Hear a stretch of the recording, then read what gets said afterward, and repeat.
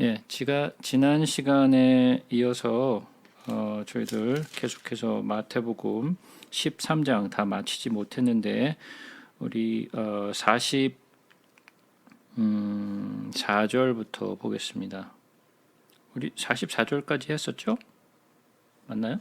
잠깐만. 다시 한번. 예. 천국은 마치 밭에 감추인 보화 같으니 사람이 이를 발견한 후 숨겨두고 기뻐하여 돌아가서 자기의 소유를 다 팔아 그 밭을 사느니라. 또 천국은 마치 좋은 진주를 구하는 장사와 같으니 극히 값준 진주 하나를 발견함에 가서 자기의 소유를 다 팔아 그 진주를 사느니라. 또 천국은 마치 바다에 치고 각종 물고기를 모으는 그물과 같으니 그물에 가득함에 물가로 끌어내고 앉아서 좋은 것을 그릇에 담고 못된 것은 내버리느니라. 세상 끝에도 이러하리라. 천사들이 와서 의인 중에서 악인을 갈라내어 불못불에 던져 넣으리니 거기서 울며 이를 갈리라. 예. 이 말씀은 계속해서 지금 마태복음 13장에 연결돼서 나오고 있는 천국의 비유죠. 그래서 천국이 어떠한 것인가라고 말씀을 하시는데 제가 지난주에 여기서 얘기하는 천국이라는 것은 우리가 마지막에 갈 안식에 동참할 그 천국을 얘기하는 것이 아니라 이 땅에서의 있는 그 천국을 말한다라고 말씀을 드렸죠. 여기서는 조금 더 이제 다른 비유가 나오죠. 다른 비유가 나오는데 여기서 이제 하나하나 비유를 좀 살펴보겠습니다. 천국은 마치 밭에 감추인 보화와 같으니, 이 말씀은 우리가 그 신구약 중간사를 할 때 그 셀류쿠스와 그다음에 또 프톨레마이어스의 전쟁 사이에 끼어서 예루살렘이 중간에 끼어 있죠. 그래서 북방으로 올라가면서 치고 남방으로 내려가면서 치고, 그래서 막 위로 아래로 치임을 당했던 그 이스라엘 백성들의 그 아픔에 대해서 제가 말씀을 드렸어요. 그죠?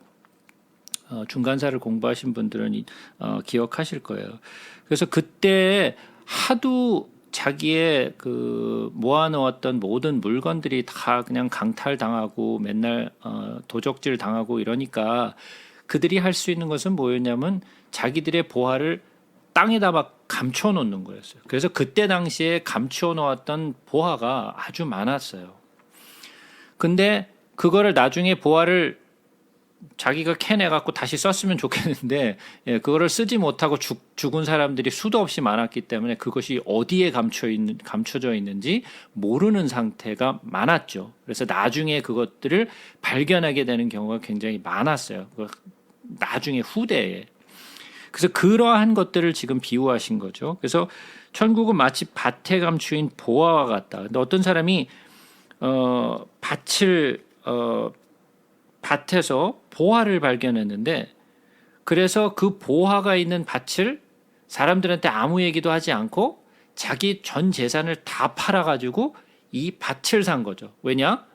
이 밭에 감추어진 보화가 자기가 가지고 있는 재산보다 훨씬 더 가치가 있는 것이기 때문에, 그래서 자기의 전 재산을 다 팔아서라도 이 땅에 감추어진, 밭에 감추어진 보화를 얻기를 원했다라는 거죠.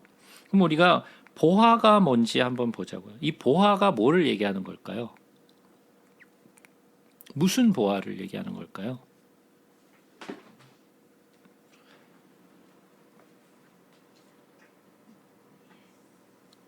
자, 우리가 한번 골로새서를 한번 가서 보겠습니다. 골로새서 2장. 골로새서 2장.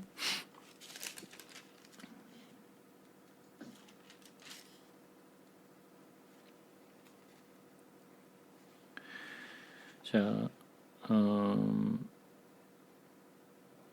1절부터 보겠습니다. 내가 너희와 라오디게아에 있는 자들과 무릇 내 육신의 얼굴을 보지 못한 자들을 위하여 얼마나 힘쓰는지를 너희가 알기를 원하노니 이는 그들로 마음의 위안을 받고 사랑 안에서 연합하여 확실한 이해의 모든 풍성과 하나님의 비밀인 그리스도를 깨닫게 하려 함이니 그 안에는 지혜와 지식의 모든 보화가 감춰져 있느니라. 물론 여기서 예수님이 말씀하시는 보화는 그냥 보화예요. 그냥 보물을 얘기하고 있는 거죠. 그러나 우리에게 있어서 그 보화라는 것은, 그 가치가 있는 보화는 뭐냐? 결국은 그리스도를 깨닫게 되는 지혜와 지식이죠. 그것이 우리에게서 가장 값진 거라는 거죠. 그죠?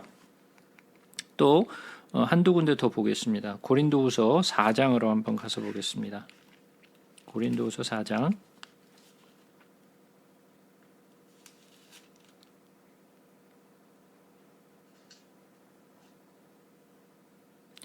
고린도후서 4장 4절부터 보겠습니다. 그 중에는 이 세상의 신이 믿지 아니하는 자들의 마음을 혼미하게 하여 그리스도의 영광의 복음의 광채가 비치지 못하게 함이니 그리스도는 하나님의 형상이니라.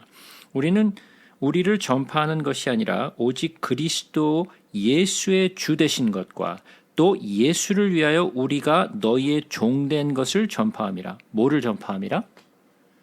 두 가지가 나오죠. 첫 번째는 뭐? 그리스도가 그리스도 예수의 주 되신 것을 전하는 것. 두 번째, 예수를 위하여 우리가 너희의 종된 것을 전파한다. 이거 두 가지가 복음의 목적이죠. 그죠? 어두운 데에 빛이라 말씀하셨던 그 하나님께서 예수 그리스도의 얼굴에 있는 하나님의 영광을 아는 빛을 우리 마음에 비추셨느니라. 우리가 이 보배를 질그릇에 가졌으니 이는 심히 큰 능력은 하나님께 있고 우리에게 있지 아니함을 알게 하려 함이라. 자, 그러면 여기서 말하는 보배는 뭐고 질그릇은 뭐죠?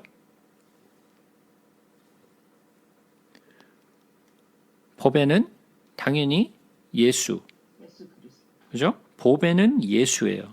질그릇은 나죠. 그죠? 그러니까 진짜 보배는 뭐예요? 예수 그리스도죠. 예? 진짜 보배는 예수예요. 또 한 군데 보겠습니다. 베드로전서 한번 보겠습니다.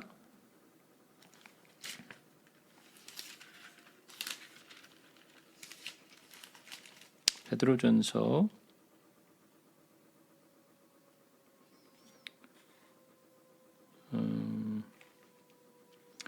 2장 4절 한번 보겠습니다. 사람에게는 버림받았으나 하나님께는 택하심을 입은 보배로운 산돌이신 예수께 나아가 너희도 산돌같이 신령한 집으로 세워지고 예수 그리스도로 말미암아 하나님이 기쁘게 받으실 신령한 제사를 드릴 거룩한 제사장이 될지니라 그랬어요. 자, 보배로운 산돌, 즉 다시 말해서 귀하고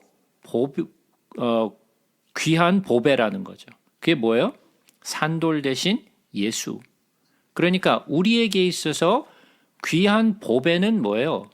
예수예요. 예수 이외에는 다른 것이 중요한 것이 없어요. 이 사람이 왜 밭에 감추어진 보화, 물론 아까도 말씀드렸지만 이 보화는 그냥 단순히 보화예요. 그냥 보물이에요. 그러나 우리에게 있어서 보화는 무엇이냐면 그 값진 돈, 값진 재물보다는 그것보다 더 귀한 것 예수라는 거죠. 그래서 우리가 알고 있는 그 부자 청년, 영생을 얻고자 예수 앞에 나왔었죠. 어떻게 하면 내가 영생을 얻을 수 있습니까? 그는 영생에 관심이 있었어요. 그래서 예수님이 말씀하셨죠.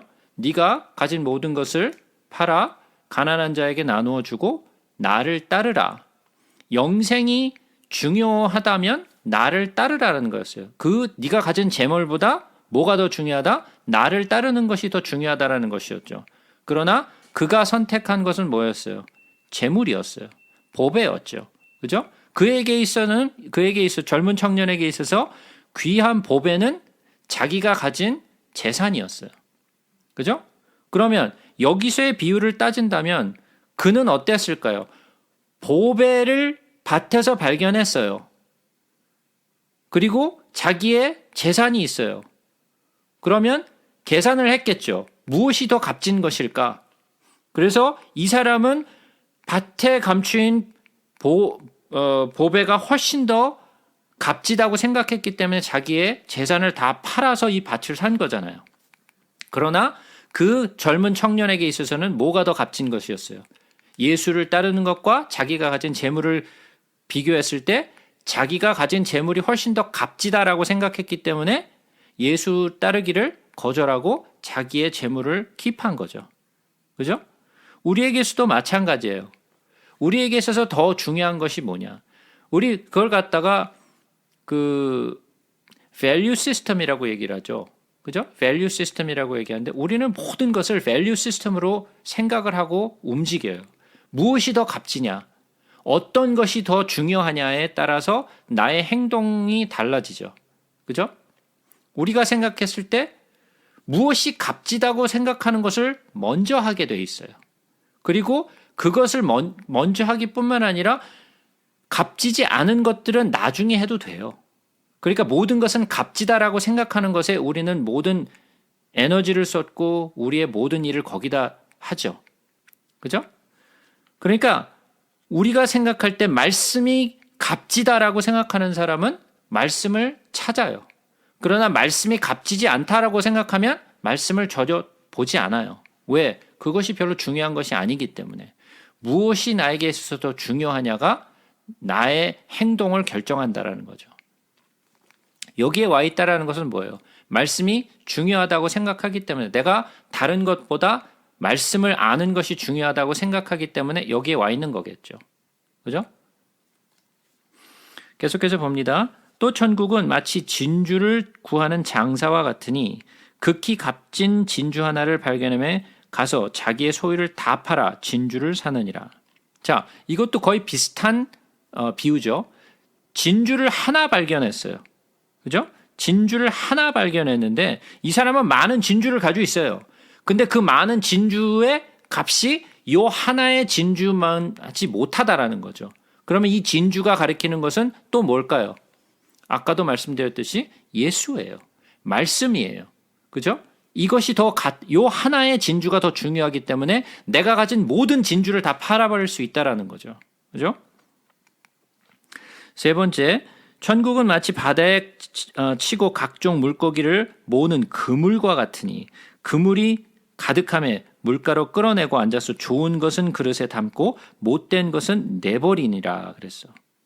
자, 그러면 지금 여기에 나온 많은 비유들을 한번 보자고요. 천국의 비유가 어떠한 내용들을 포함하고 있는지를 한번 생각해 보자고요. 첫 번째, 우리가 지난 시간에 나누었던 곡식과 가라지가 있었죠. 천국인데 곡식과 가라지가 함께 있었어요. 그렇다는 것은 본질적으로 다른, 그죠? 곡식이 있고 가라지가 있어요. 이거는 본질이 다른 거예요. 본질이 다른 이러한 형태의 사람들이 교회에 있다라는 거예요. 본질이 다른 사람들이 교회 안에 함께 있다라는 거예요. 두 번째, 겨자씨가 이게 겨자 나무가 돼가지고 공중의 새들이 가지에 깃든다라고 했어요. 그러면 겨자는 풀 같은 것인데 나무가 됐잖아요. 그죠? 그러니까 이것은 어떻게 된 거예요? 본성이 변질된 거죠. 그죠? 그러니까 뮤테이트 된 거잖아요. 그 변이가 일어난 거잖아요. 그죠? 그래서 교회 안에서도 변이가 일어난다라는 거예요. 어떤 것은 좋은 곳에서 나쁜 곳으로 또는 나쁜 곳에서 좋은 곳으로 변이가 일어난다라는 거예요. 어디서? 교회 안에서. 세 번째는 뭐죠? 누룩에 대한 비유가 있었죠. 누룩은 어떤 것이라 그랬어요? 바리새인들의 누룩과 헤롯의 누룩이 나오죠. 그것은 어떤 것이었어요? 잘못된 가르침이라 그랬어요. 그죠? 그래서 그것을 부풀린다 그랬죠. 그죠? 자, 그러면 교회 안에 뭐가 들어온다? 잘못된 가르침들이 있다라는 거예요. 그것이 부풀리게 만든다라는 거예요. 교회 안에서의 어떤 이러한 부풀리는 잘못된 가르침들이 뭘까요?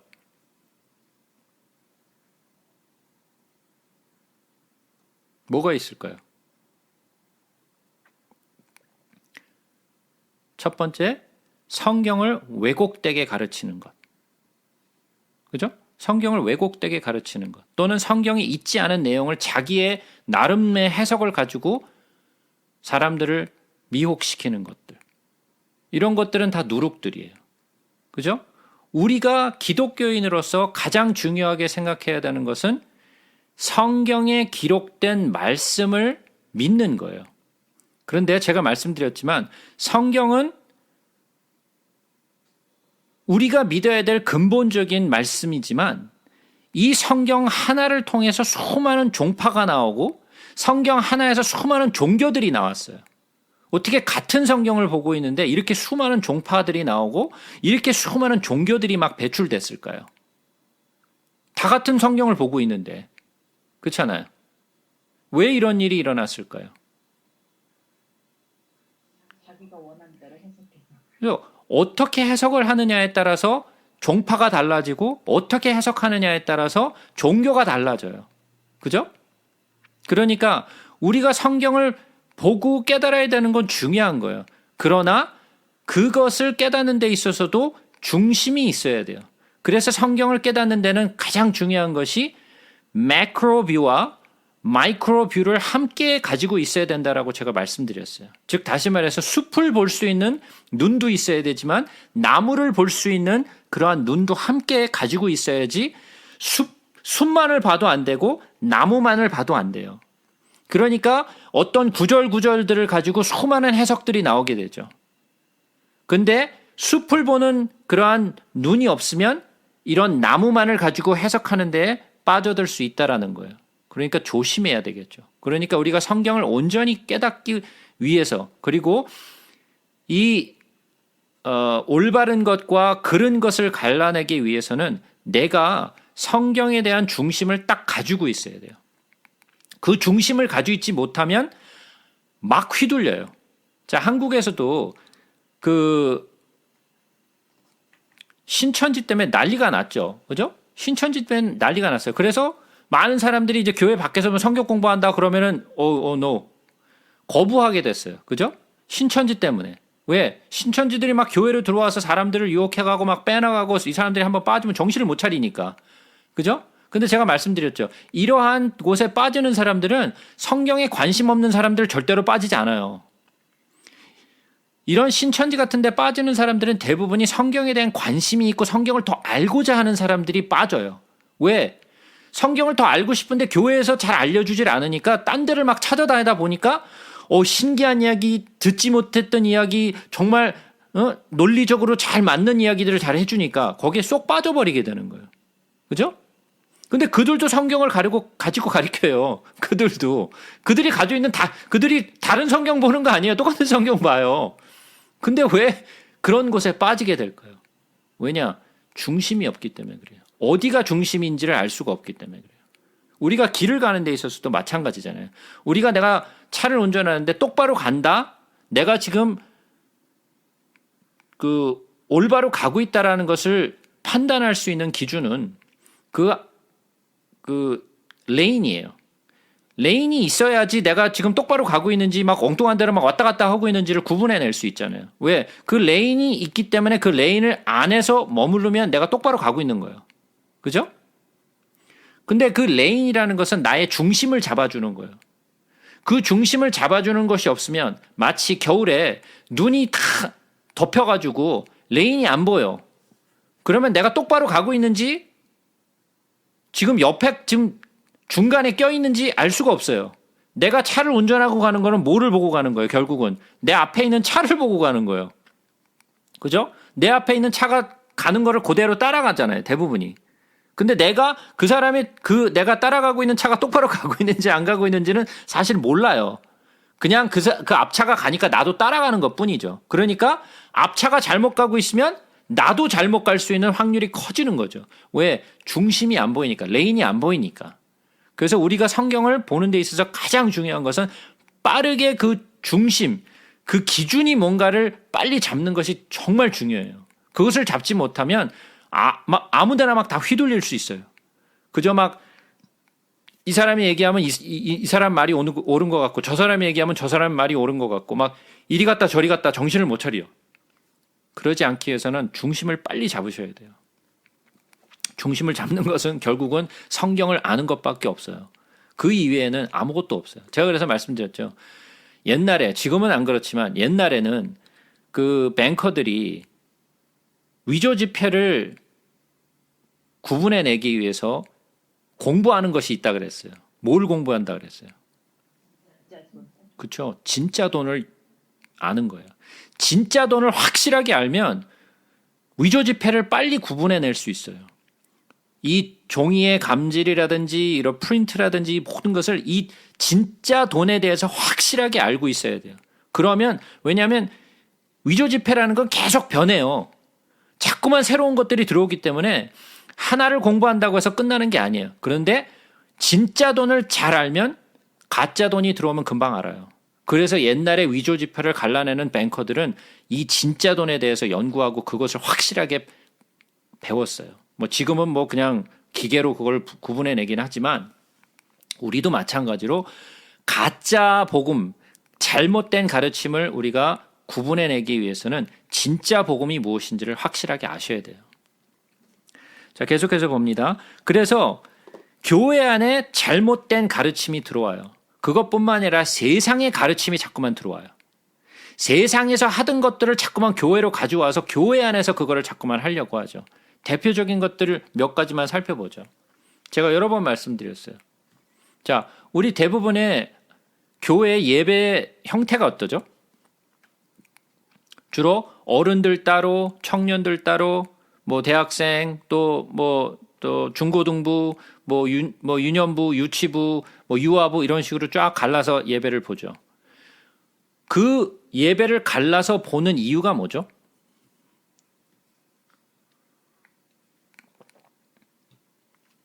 갈르는 이유가 뭐예요, 도대체? 우리는 어렸을 때부터 그렇게 해왔기 때문에 그것이 당연하다라고 생각해요. 근데 왜 갈르는 거예요, 그거? 성경이 그렇게 가르라고 얘기했나요? 근데 왜 갈랐어요, 그거? 아이들이 구분하고 또 그 역량에 따라 이해도도 다르니까 그거에 맞춰 설명하려고 하는 것도 있겠고. 네, 그죠? 이게 어디서 온 거예요?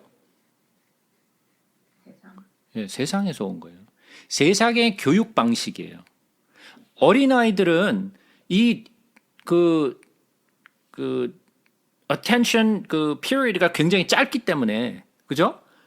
그 어린아이들에게는 그 어른들이 하는 그런 설교를 하면 못 알아들어요. 그러니까 알아들을 수 있도록 그림도 많이 하고, 뭐 이렇게 조금 더 짧게 하고, 쉽게 설명하고, 이런 것들을 해야 된다라고 교회가 생각을 했어요. 이거는 성경에서 온 게 아니라 세상에서 온 거예요. 근데 성경은 뭐라고 가르쳐요? 출애굽기에 뭐라 그랬나요, 모세가?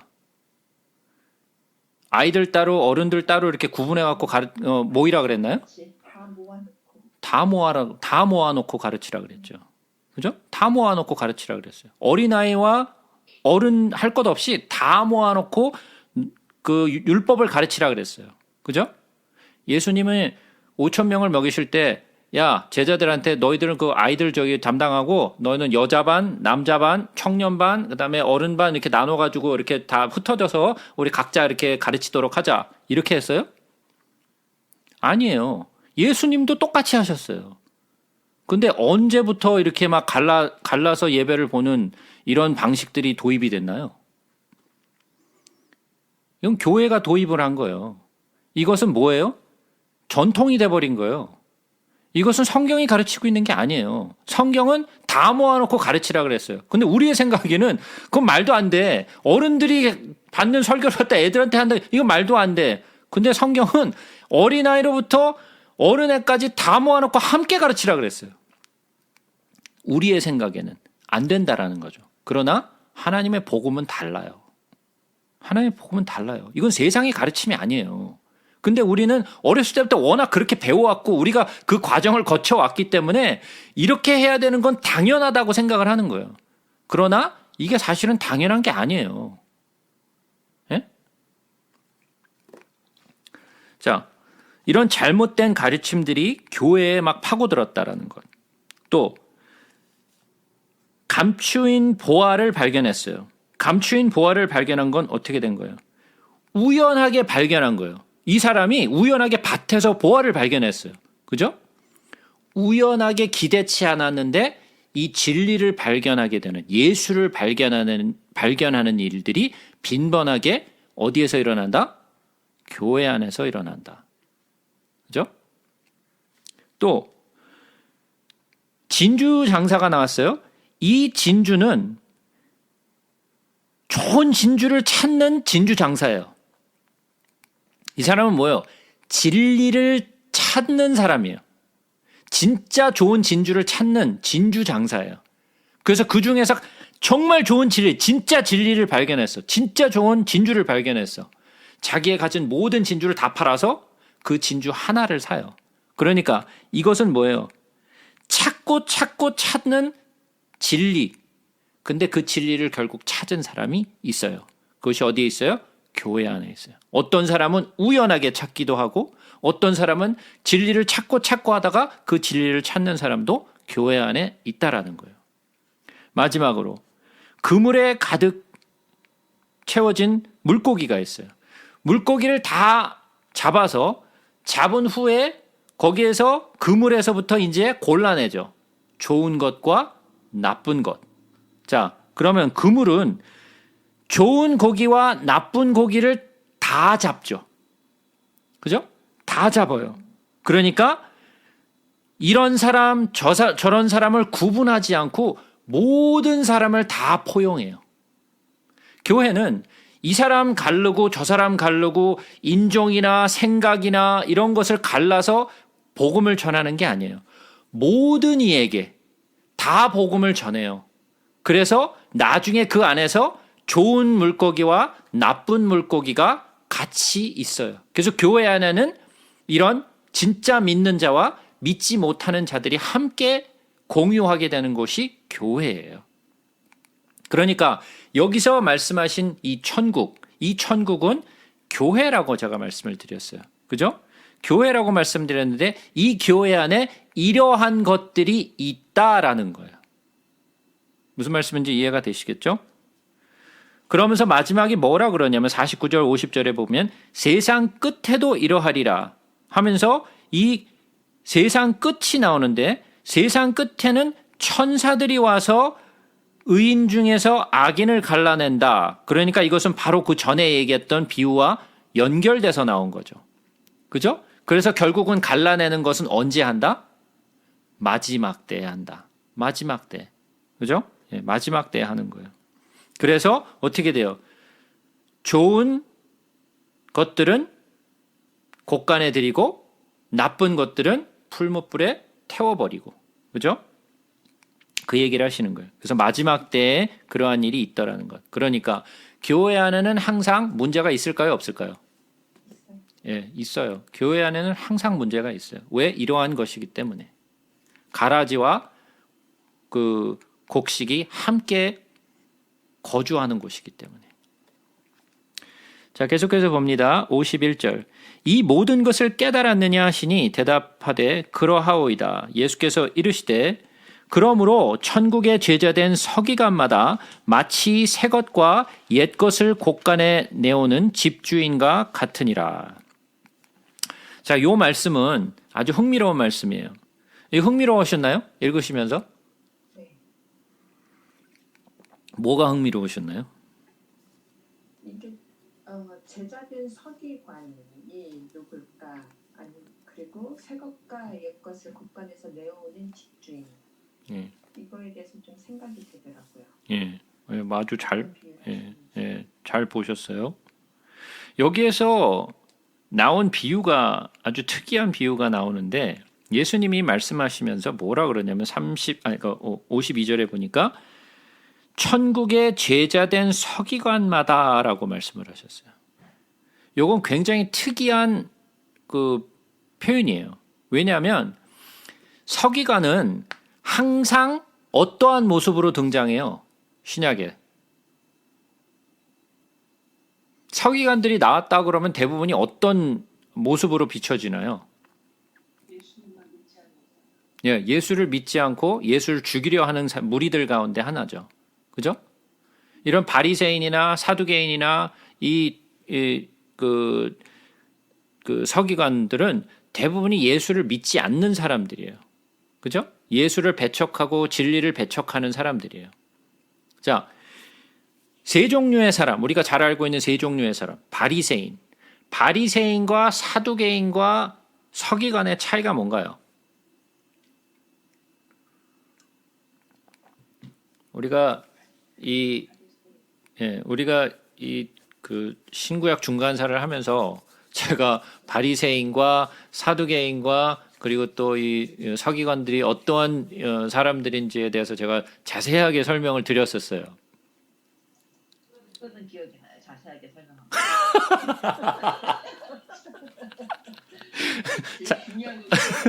자세하게 설명한 건 아는데 뭘 설명했는지를 모른다. 예.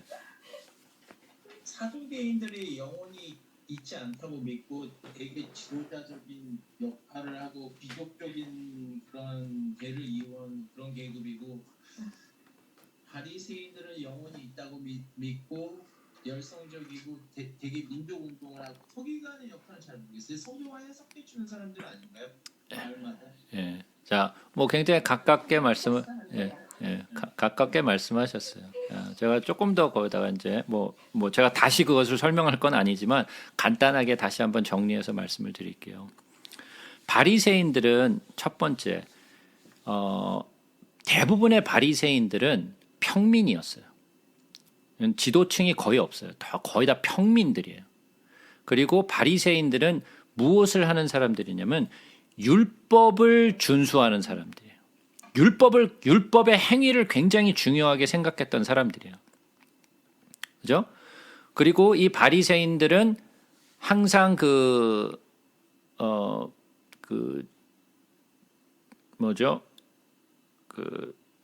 이전 바벨론 포로 이전에는 없던 존재들이에요.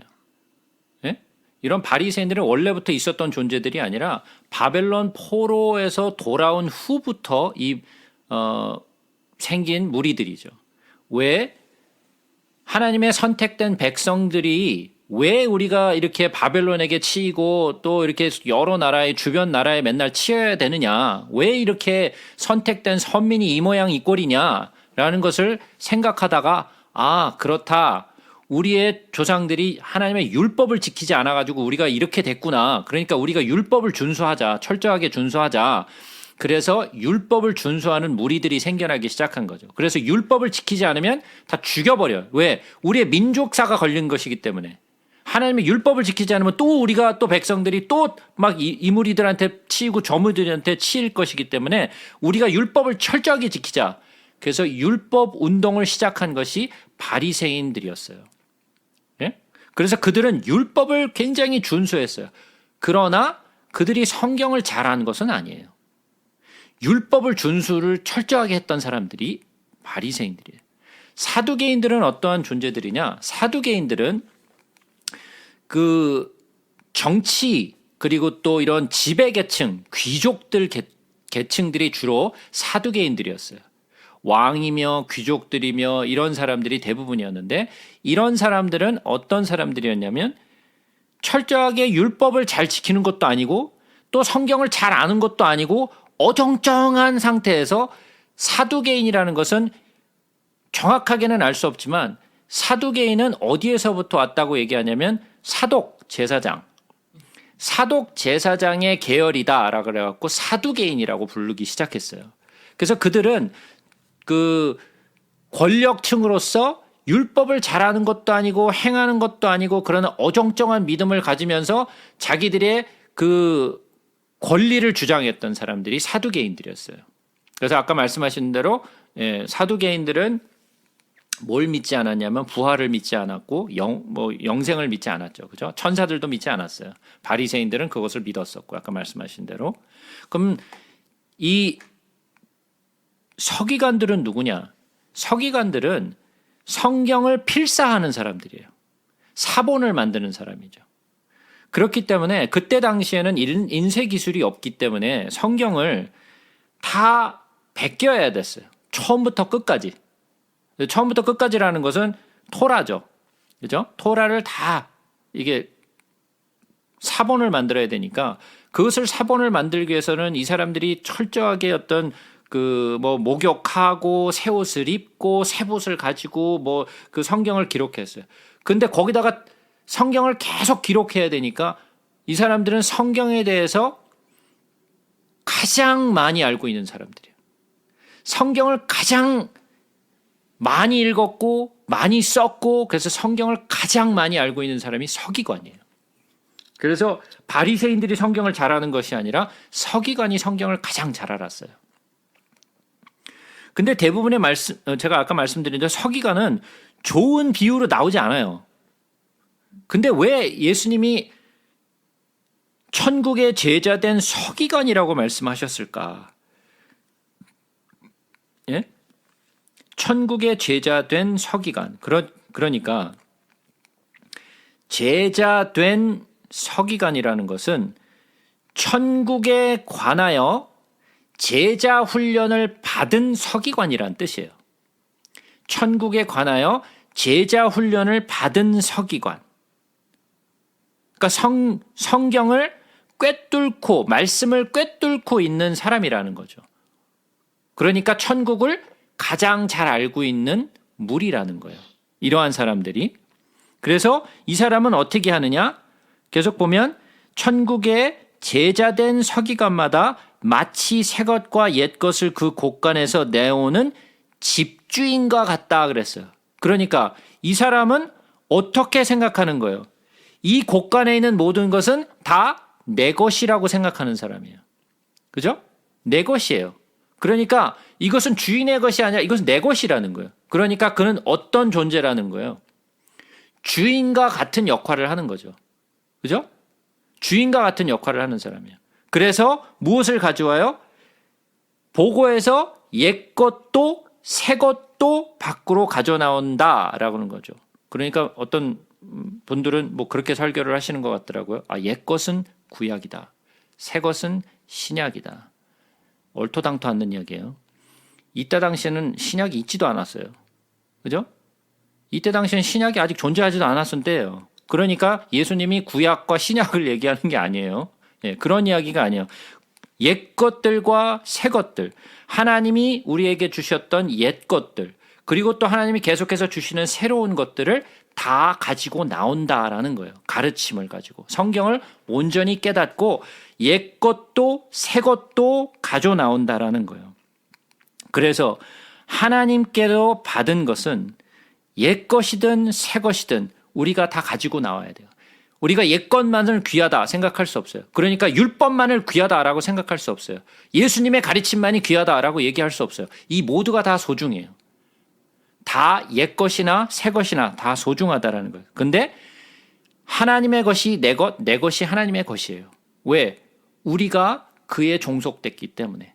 그래서 천국의 제자된 서기관. 그러니까 우리는 어떤 사람들이 돼야 돼요? 말씀에 정통한 사람들이 돼야 돼요. 천국을 온전히 아는 사람들이 돼야 돼요. 그 말씀을 하시는 겁니다. 자, 계속해서 봅니다. 53절. 예수께서 이 모든 비유를 마치신 후에 그곳을 떠나서 고향으로 돌아가사 그들의 회당에서 가르치시니 그들이 놀라 이르되 이 사람의 이 지혜와 이런 능력이 어디서 났느냐? 이는 그 목수의 아들이 아니냐? 그 어머니는 마리아, 그 형제들은 야고보, 요셉, 시몬, 유다라 하지 않느냐? 그 누이들은 다 우리와 함께 있지 아니하냐? 그런즉 이 사람의 이 모든 것이 어디서 났느냐 하고 예수를 배척한지라. 예수께서 그들에게 말씀하시되 선지자가 자기 고향과 자기 집 외에서는 존경을 받지 않음이 없느니라 하시고 그들의 믿지 않음을 말미암아 거기서 많은 능력을 행하지 아니하시니라 그랬어요. 이 같은 내용을 우리 마가복음 6장을 한번 가서 한번 보겠습니다. 마가복음 6장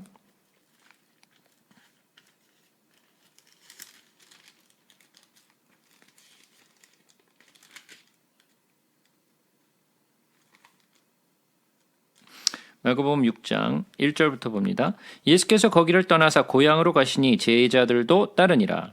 안식일이 되어 회당에서 가르치시니 많은 사람들이 듣고 놀라 이르되 이 사람이 어디서 이런 것을 얻었느냐? 이 사람이 받은 지혜와 그 손으로 이루어지는 이런 권능이 어찌 됨이냐? 이 사람이 마리아의 아들 목수가 아니냐 하고 야고보와 요셉과 유다와 시몬의 형제가 아니냐? 그 누이들이 우리와 함께 여기 있지 아니하냐 하고 예수를 배척한지라. 예수께서 그들에게 이르시되 선지자가 자기 고향과 자기 친척과 자기 집 외에는 존경을 받지 못함이 없느니라 하시며 거기에는 아무 권능도 행하실 수 없어 다만 소수의 병자에게 안수하여 고치실 뿐이었고 그들이 믿지 않음을 이상히 여기셨더라 그랬어요. 자, 예수님이 자기의 고향에서 배척을 받죠. 자기 고향에서 배척을 받는데 그냥 사람들에게서만 배척을 받는 것이 아니라 자기 가족들에게서도 미쳤다함을 듣게 되죠. 그죠?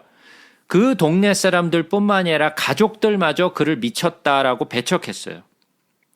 자, 그러면 여기서 예수님이 무슨 말씀을 하시냐면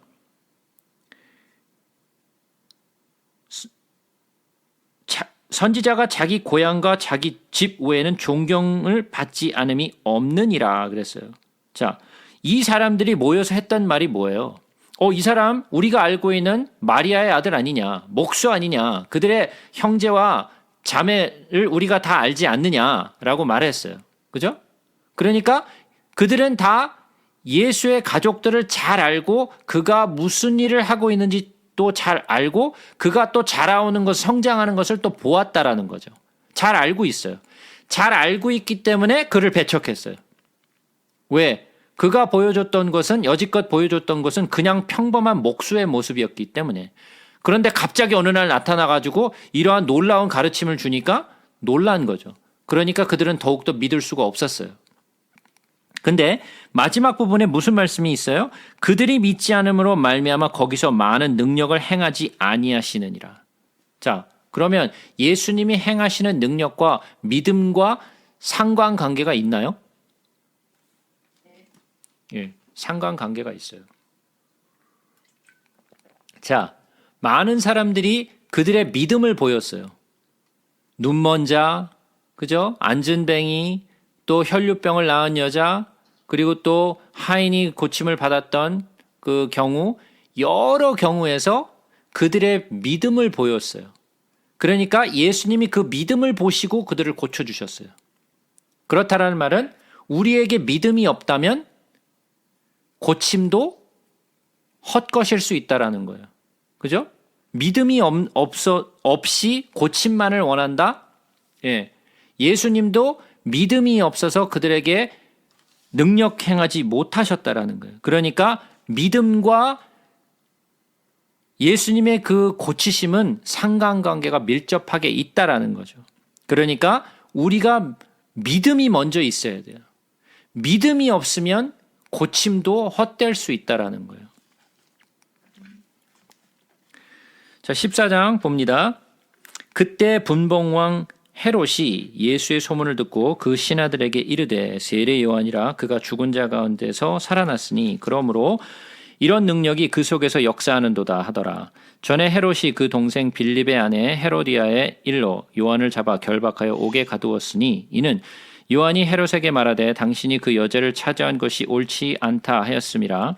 헤롯이 요한을 죽이려 하되 무리가 그를 선지자로 여김으로 그들을 두려워하더니 마침 헤롯이 생일이 되어 헤로디아의 딸이 연석 가운데서 춤을 추어 헤롯을 기쁘게 하니 헤롯이 맹세로 그에게 무엇이든지 달라는 대로 주겠다고 약속하거늘 그가 제 어머니의 시킴을 듣고 이르되 세례 요한의 머리를 소반에 얹어 여기서 내게 주소서 하니 왕이 근심하나 자기가 맹세한 것과 그 함께 앉은 사람들 때문에 주라 명하고 사람을 보내어 옥에서 요한의 목을 베어 그 머리를 소반에 얹어서 그 소녀에게 주니 그가 자기 어머니에게로 가져가니라. 요한의 제자들이 와서 시체를 가져다가 장사하고 가서 예수께 아뢰니라.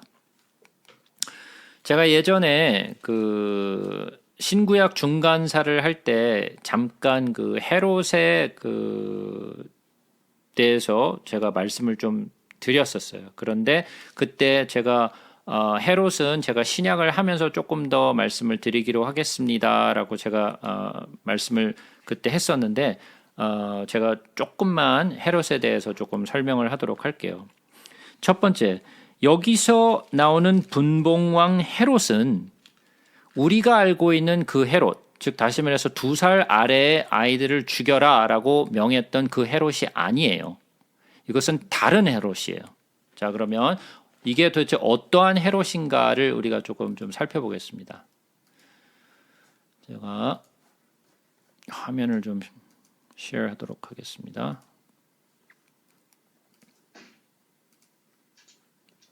자, 보이시나요? 자, 이것이 이제 헤롯 왕의 이제 가계도인데요. 제일 첫 번째 이 안티파테르가 그 최초의 그 정권을 잡은 사람이죠. 이 안티파테르에 대해서 좀 듣고 싶으시면 우리가 했던 신구약 중간사를 좀 가서 도대체 안티파테르라는 사람이 누군가에 대해서 조금 살펴보시면 될 것 같아요. 그래서 그 안티파테르가 죽고 나서 아들들이 이제 여럿이 있었는데 그 중에 헤롯 더 그레이트, 이 헤롯 더 그레이트이 바로 우리가 알고 있는 예수님이 태어날 당시에 그 2살 아래의 모든 아이들을 죽여라라고 얘기했던 그 헤롯이 요 헤롯 더 그레이트예요. 우리가 알고 있는 그 헤롯이죠. 그 이후에 제가 말씀드렸지만 이 헤롯은 BC 4년에 죽었어요. 예? BC 4년에 죽었기 때문에 우리가 BC와 AD를 가를 때 예수님이 year zero에 돌아가셨다라고 얘기하는데 사실은 그게 잘못된 계산이죠. 예? 제가 그 자료도 올려놨어요. 제가 왜 그게 갭이 생겼는지. 그러니까 예수님이 벌써 태어나고 그 헤롯이 벌써 2살 아래의 아이들을 죽여라 그랬다면 예수님이 태어나신 것은 BC 최소한 6년 정도 된다라는 거죠. 그러니까. 그죠? 그 헤롯이 있었고 그 다음에 또 성경에 등장하는 또 여러 헤롯들이 있는데 그 헤롯들에 대해서 좀 살펴볼게요. 그래서 이 그 헤롯 우리가 알고 있는 헤롯 대왕이라고 주로 얘기를 하죠. 그래서 이 헤롯 대왕은 굉장히 정치에 아주 뛰어난 명석한 머리를 가지고 있었어요. 그래서 줄타기를 엄청 잘했어요. 그래서 처음에는 안토니우스에게 붙었다가 나중에 옥타비우누스가 그 정권을 잡았잖아요. 안토니우스가 죽게 되죠. 안토니우스가 누군지 기억하시죠? 누군지 혹시 기억하시는 분 있어요? 안토니우스.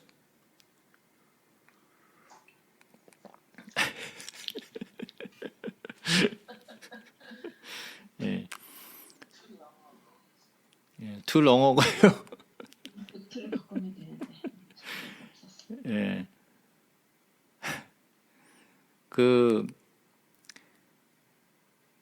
이집트에서 클레오파트라고 놀아놨다가 죽잖아요.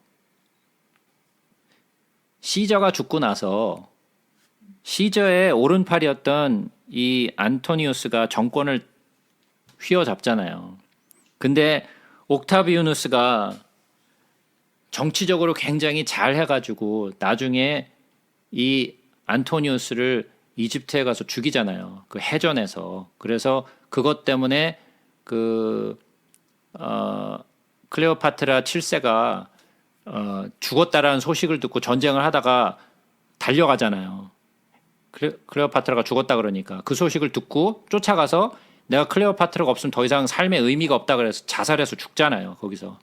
근데 나중에 클레오파트라가 그걸 발견하게 되죠. 그죠? 그래서 클레오파트라가 안토니우스가 죽는 거 보고 자기도 자결해서 죽잖아요. 그래서 둘 다 같이 자결해서 죽는단 말이에요. 그 왕. 그러고 나서 옥타비우누스가 정권을 갖게 된단 말이죠. 그래서 처음에는 헤롯 대왕이 안토니우스에게 붙었어요. 왜냐하면 그때 가장 큰 권력을 가지고 있고 그가 정권을 잡을 것처럼 생각을 했기 때문에. 근데 나중에 옥타비우누스가 정권을 잡게 됨으로써 초대 뭐가 되죠? 황제가 되죠. 로마의 일대 황제가 옥타비우누스예요. 많은 사람들이 일대 황제가 옥타비우스나 또는 시저인 줄 알고 있는데 아니죠. 예, 옥타비우스가 첫 번째 황제예요.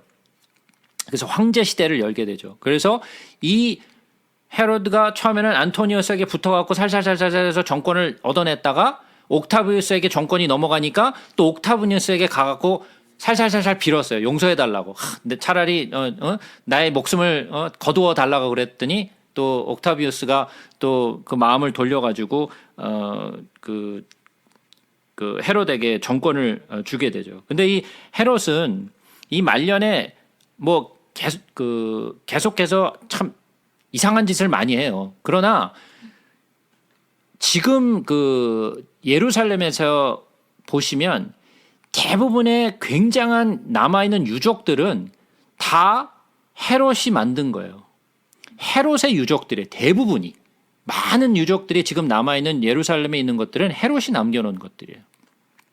그래서 헤롯이 사람들의 마음을 얻기 위해서 굉장히 자기 돈을 많이 투자해서 성전도 짓고 여러 가지 그 일들을 많이 했어요. 그러니까 어떻게 보면 정치적으로는 그가 잘했어요. 정치적으로 볼 때는 굉장히 뛰어난 능력을 가지고 정치적으로는 잘했지만 그는 결국 그 이스라엘 사람들, 유대인들에게 마음을 얻지 못하죠. 그래서 마음을 얻으려고 막 성전도 짓고 여러 일들을 했는데 결국은 마음을 얻지 못해요. 그래서 여기 보시게 되면 이 헤로드의 아내들이 여기 쭉 나오는데 뭐 도리스, 뭐 미리암 2, 그다음에 말다, 그다음에 클레오파트라 이러고 나오는데 요 미리암 1세는 하스몬 왕가의 딸이에요. 마지막 딸이에요. 그래서 하스몬 왕가의 딸과 결혼을 하죠. 그래서 제사장의 그 하스몬 왕가의 내가 그 가족이다라는 것을 증명하기 위해서 미리암과 결혼을 했지만 나중에는 미리암을 독살시켜서 죽여버려요. 어머니도 죽여버리고. 왜냐하면 이거는 이제 뭐 제가 다 설명할 것은 아니지만 이 알렉산드리아 이 미리암의 엄마가 이 헤롯에 대해서 굉장히 그 좀 부딪혀요. 그리고 또 이 미리암이 이 하스몬 왕가, 그러니까 처음에는 되게 사랑했어요. 미리암을 굉장히 사랑했었어요. 그래서 극진히 사랑했다가 나중에는 아들도 다 죽여버리고, 그 다음에 또 그 어머니도 죽여버리고, 미리암도 독살시켜서 죽여버리죠. 이 이야기는 제가 좀 더 할게요. 어쨌든 이 헤롯 대왕의 그 아내들 가운데 가장 중요한 사람이 요 세 사람이에요. 요 미리암 the second, 그 다음에 말다스, 그 다음에 클레오파트라. 요 세 사람이 그 굉장히 중요한 사람들인데 이 미리암 2세에서 필립 1세가 나와요. 필립 1세가 나오고 그 다음에 마타세에서 그 다음에 알케우스가 나오고 안티파스가 나와요. 이거 제가 또 말씀드릴게요. 그 다음에 클레오파트라에게서 그 필립 2세가 나와요. 근데 여기서 지금 나오는 마태복음 14장에서 나오는 요 헤롯은 누구냐면 안티파스예요. 요 안티파스예요. 그러니까 이게 안티파스구나. 그러니까 헤롯이니까 이 헤롯이 아니고 요 안티파스라는 것을 좀 참조해 주시면 될 것 같아요. 처음에 헤롯이 어떤 일을 하냐면 누구에게 왕권을 넘겨줄 거냐에 대해서 굉장히 고심을 많이 했고 또 이 일 때문에 엄청나게 참 잔인한 짓을 많이 해요. 그래서 이 왕권을 넘겨주는 데 있어서 헤롯이 자기 아들 3명이나 죽여요. 그래서 아주 처음에는 내가 왕권을 넘겨주겠다 그러는데 또 아니다 그래서 죽여버리고 또 뭐 그래서 자기 아들도 죽여버리고 자기 측근들도 많이 죽여버렸어요. 그리고 또 주변에 있는 왕권을 넘겨주는 일 때문에 거의 주변에 있는 사람들을 거의 한 50명 가까이를 죽여요. 그 왕권 넘겨주는 일 때문에. 그래서 굉장히 많은 사람들을 처형했고 그들의 재산들을 몰수했고 그래서 굉장히 아주 잔인한 일들을 많이 했어요. 근데 그 대부분이 하스몬 왕가에 대해서 그렇게 많은 측근들을 많이 죽였어요. 그래서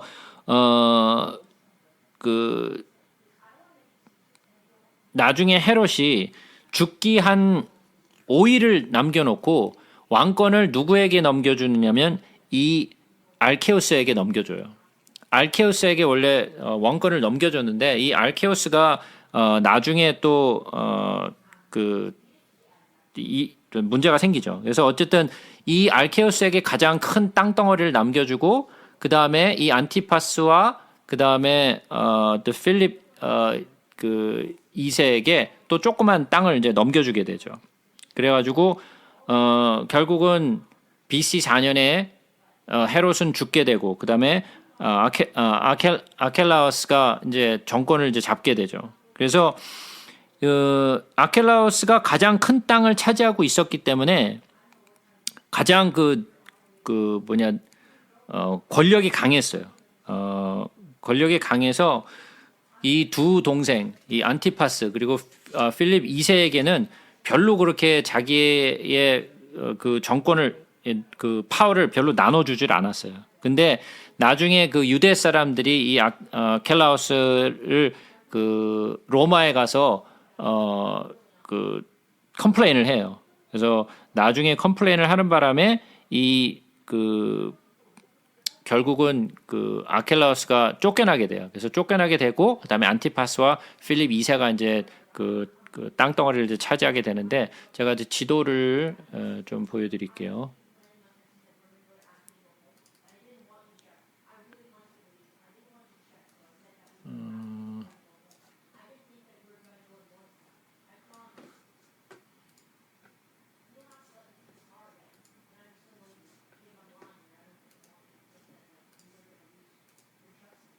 자, 지도 보이시나요? 네. 이 지도,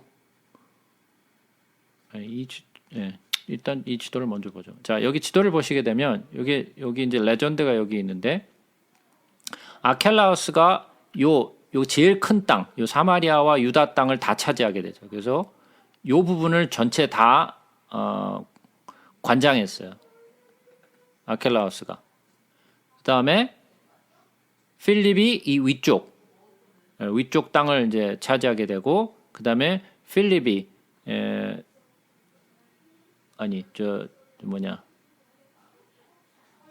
안티파스가 여기 부분을 차지하게 되죠. 갈릴리 요 부분을.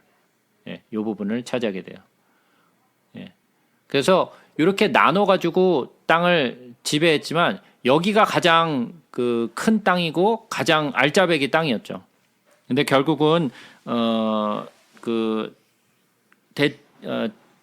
제사장들과 막 부딪히고 그러면서 나중에 이제 쫓겨나죠. 로마에서 이 통치권을 빼앗기고 이제 안티파스와 필립이 이제 그거를 넘겨받게 되는데 제가 아까 다시 그 지도로 한번 가서 보겠습니다.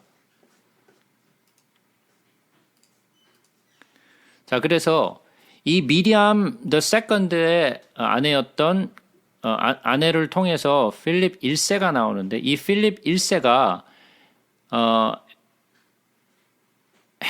헤로디아스하고 결혼을 해요. 자, 이게 보시게 되면 자, 필립 1세하고 안티파스는 배다른 형제잖아요. 그죠? 배다른 형제인데 이 헤로디아는 누구냐면 이 미리암 1세 아까 제가 말씀드렸죠. 그 하스몬 왕가의 딸이라 그랬어요. 그 하스몬 왕가의 그 아들이었던 아리스토블루스가 아들이 있었는데 그 아들의 딸이에요. 그러면 어떻게 되는 거예요? 이 빌립과 헤로디아는 어떻게 되는 거예요? 관계가? 예? 사촌인가요? 아니 사촌은 아니죠. 이 필립과 아리스토블루스가 사촌이니까 그죠? 이게 사촌이잖아요. 아니 사촌이 아니라 그 배다른 형제잖아요. 배다른 형제인데 그 배다른 형제의 딸이니까 뭐예요? 조카죠. 예, 조카예요. 니스예요. 예, 니스예요. 그러니까 필립 1세가 누구하고 결혼한 거야? 자기의 조카하고 결혼한 거예요. 그래서 이렇게 결혼을 했는데 요 필립 2세가 어떻게 됐냐면 원래 아내가 있었어요. 예, 아내가 있었는데 그 아내를 버리고 아니 필립이 아니죠. 여기 필립이 원래 결혼을 했는데 이 안티파스가 그 아내가 있었는데 아내를 버리고 이 필립 1세의 아내였던 헤로디아를 유혹해서 자기 아내로 삼죠. 그러니까 결국 자기의 그 형제 배다른 형제의 아내요. 또 자기에게 있어서도 조카죠. 그러니까 조카를 빼앗은 거죠. 그래서 조카를 빼앗아 헤로디아스를 빼앗아서 거기서 요 일이 지금 나오는 거예요. 그래서 원래는 필립 1세와 헤로디아스가 결혼을 해서 누가 나왔어요? 살로메가 나오죠. 그래서 지금 여기에 등장하는 그 헤로디아스와 살로메, 안티파스, 그다음에 빌립 요 나오는 네 사람의 인물이 등장하죠, 여기에. 그죠? 그래서 안티파스가 빌립 1세로부터 이 헤로디아스를 빼앗은 것에 대해서 세례 요한이 그리고 또 유대인들이 질책했어요. 그가 어떻게 너는 그런 일을 할 수 있느냐라고 질책했는데 그 일 때문에 안티파스가 세례 요한을 감옥에 쳐넣게 되죠. 근데 안티파스가 사실은 되게 세례 요한을 두려워했어요. 왜냐하면 선지자라고 유대인들이 그를 막 떠받치고 했기 때문에 그를 정말 두려워했어요. 그래서 정말 죽이려는 생각이 없었어요. 그래서 원래는 안티파스는. 근데 헤로디아스가 자기 일에 대해서 자꾸만 세례 요한이 뭐라고 하니까 죽여버려. 그래서 살로메를 통해서 세례 요한을 죽여버리게 된 거죠. 그죠? 근데 나중에 이 살로메는 필립 2세와 나중에 또 결혼하게 돼요. 이 필립 2세도 나중에 나와요. 근데 이 필립 2세는, 그러니까 빌립 2세죠. 빌립 2세는 이 헤로데 왕 아들 가운데 그래도 그나마 제일 괜찮다라는 왕이 이 빌립 2세예요. 예. 가장 좀, 이 사람은 좀 괜찮다라고 생각한 게 이 빌립 2세예요. 근데 빌립 2세도 뭐 결국은 그놈이에요. 근데 이제 나중에 이제 이 빌립 2세에 대해서 이제 이야기가 또 나올 텐데 그때 이제 다루기로 하고 어쨌든 이제 이 살로메와 이 헤로디아스 그리고 안티파스 그리고 빌립 1세 그리고 이 헤롯 대왕의 관계가 지금 어떻게 되는지 좀 이제 그 가족 관계를 좀 아시겠죠? 예, 복잡하죠 좀. 예. 네. 뭐 별것도 중요한 건 아닌데 그래도 이런 내용들을 좀 알고 보면 역사적으로 그리고 또 이 헤롯이 어떤 헤롯인지를 우리가 좀 알고 보면 또 성경이 좀 다르게 보일 수 있으니까 그래서 우리가 좀 이런 사정을 좀 알고 나면 좀 될 것 같아요. 그래서 우리가 좀 지나갔는데 사실은 마태복음 2장으로 우리 잠깐 한번 가서 보죠. 마태복음 2장.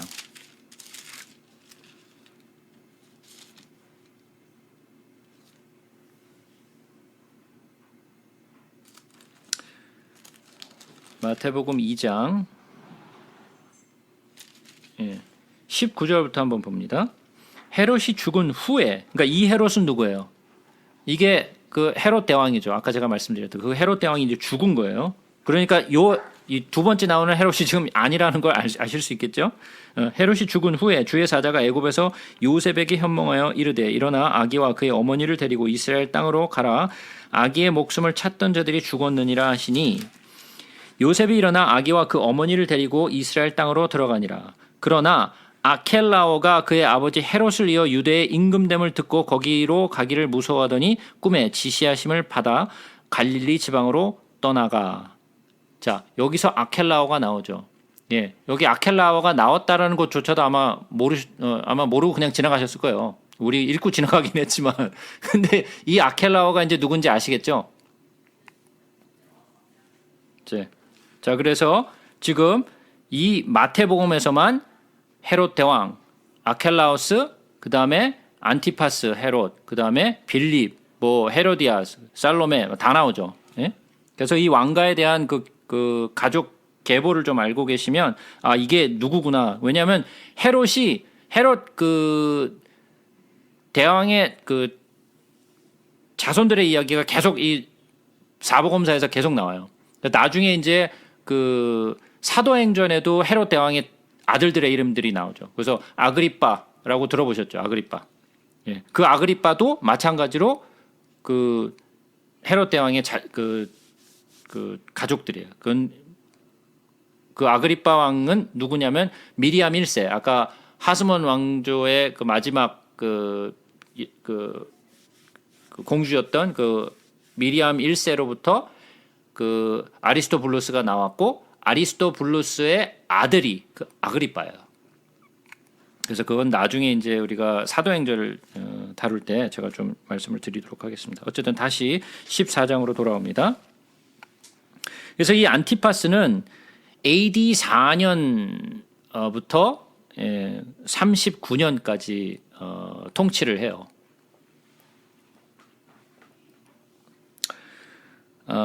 그때 분봉왕 헤롯이 예수의 소문을 듣고 그 신하들에게 내 세례요한이라 그가 죽은 자 가운데 살아났느니라. 그러므로 이런 능력이 그 속에서 역사하도다 하더라. 그러니까 그 안티파스가 두려워했다라는 것을 알 수 있겠죠. 그죠? 전에 헤롯이 그의 동생 빌립의 아내 헤로디아의 일로, 그러니까 이것은 빌립 1세죠. 네, 제가 아까 말씀드렸던 빌립 1세예요. 헤로디아의 일로 요한을 잡아 결박하여 옥에 가두었으니 이는 요한이 헤롯에게 말하되 당신이 그 여자를 차지한 것이 옳지 않다 하였습니다. 왜 옳지 않은지 아시겠죠?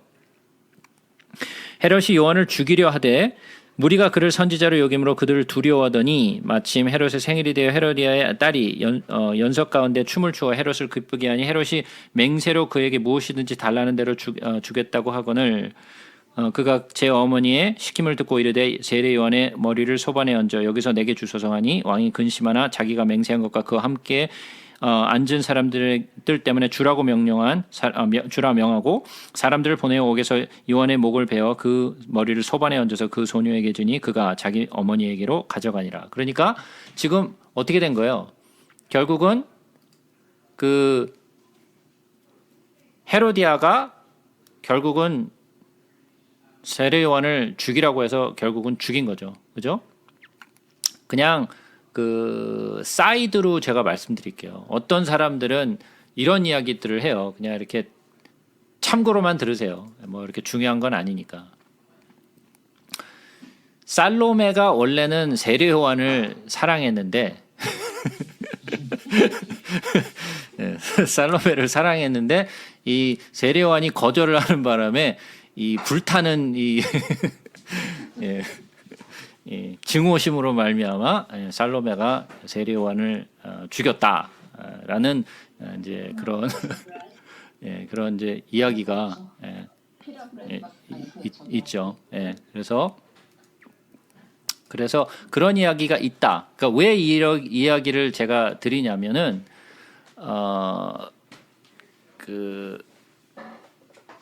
혹시 이 중에 뭐 혹시 클래식을 좋아하시는 분들이 있을 수 있어서 그런데 살로메라는 그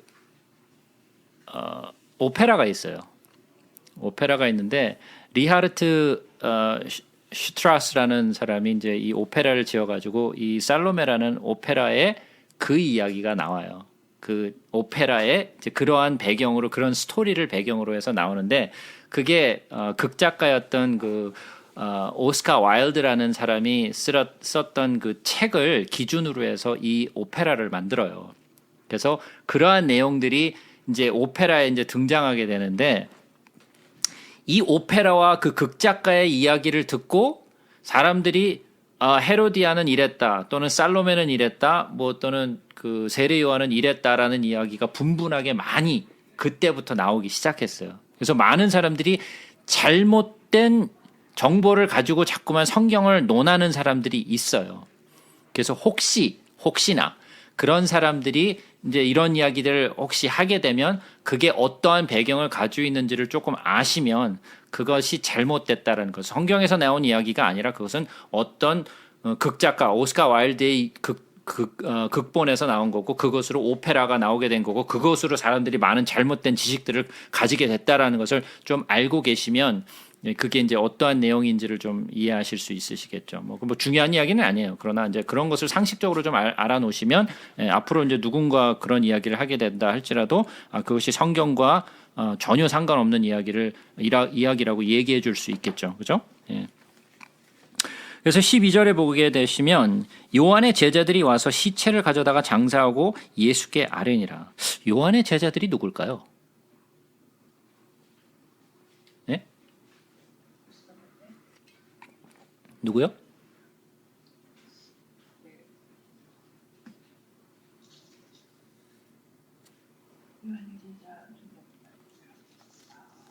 예. 요한의 제자가 누군지 잘 모르시죠?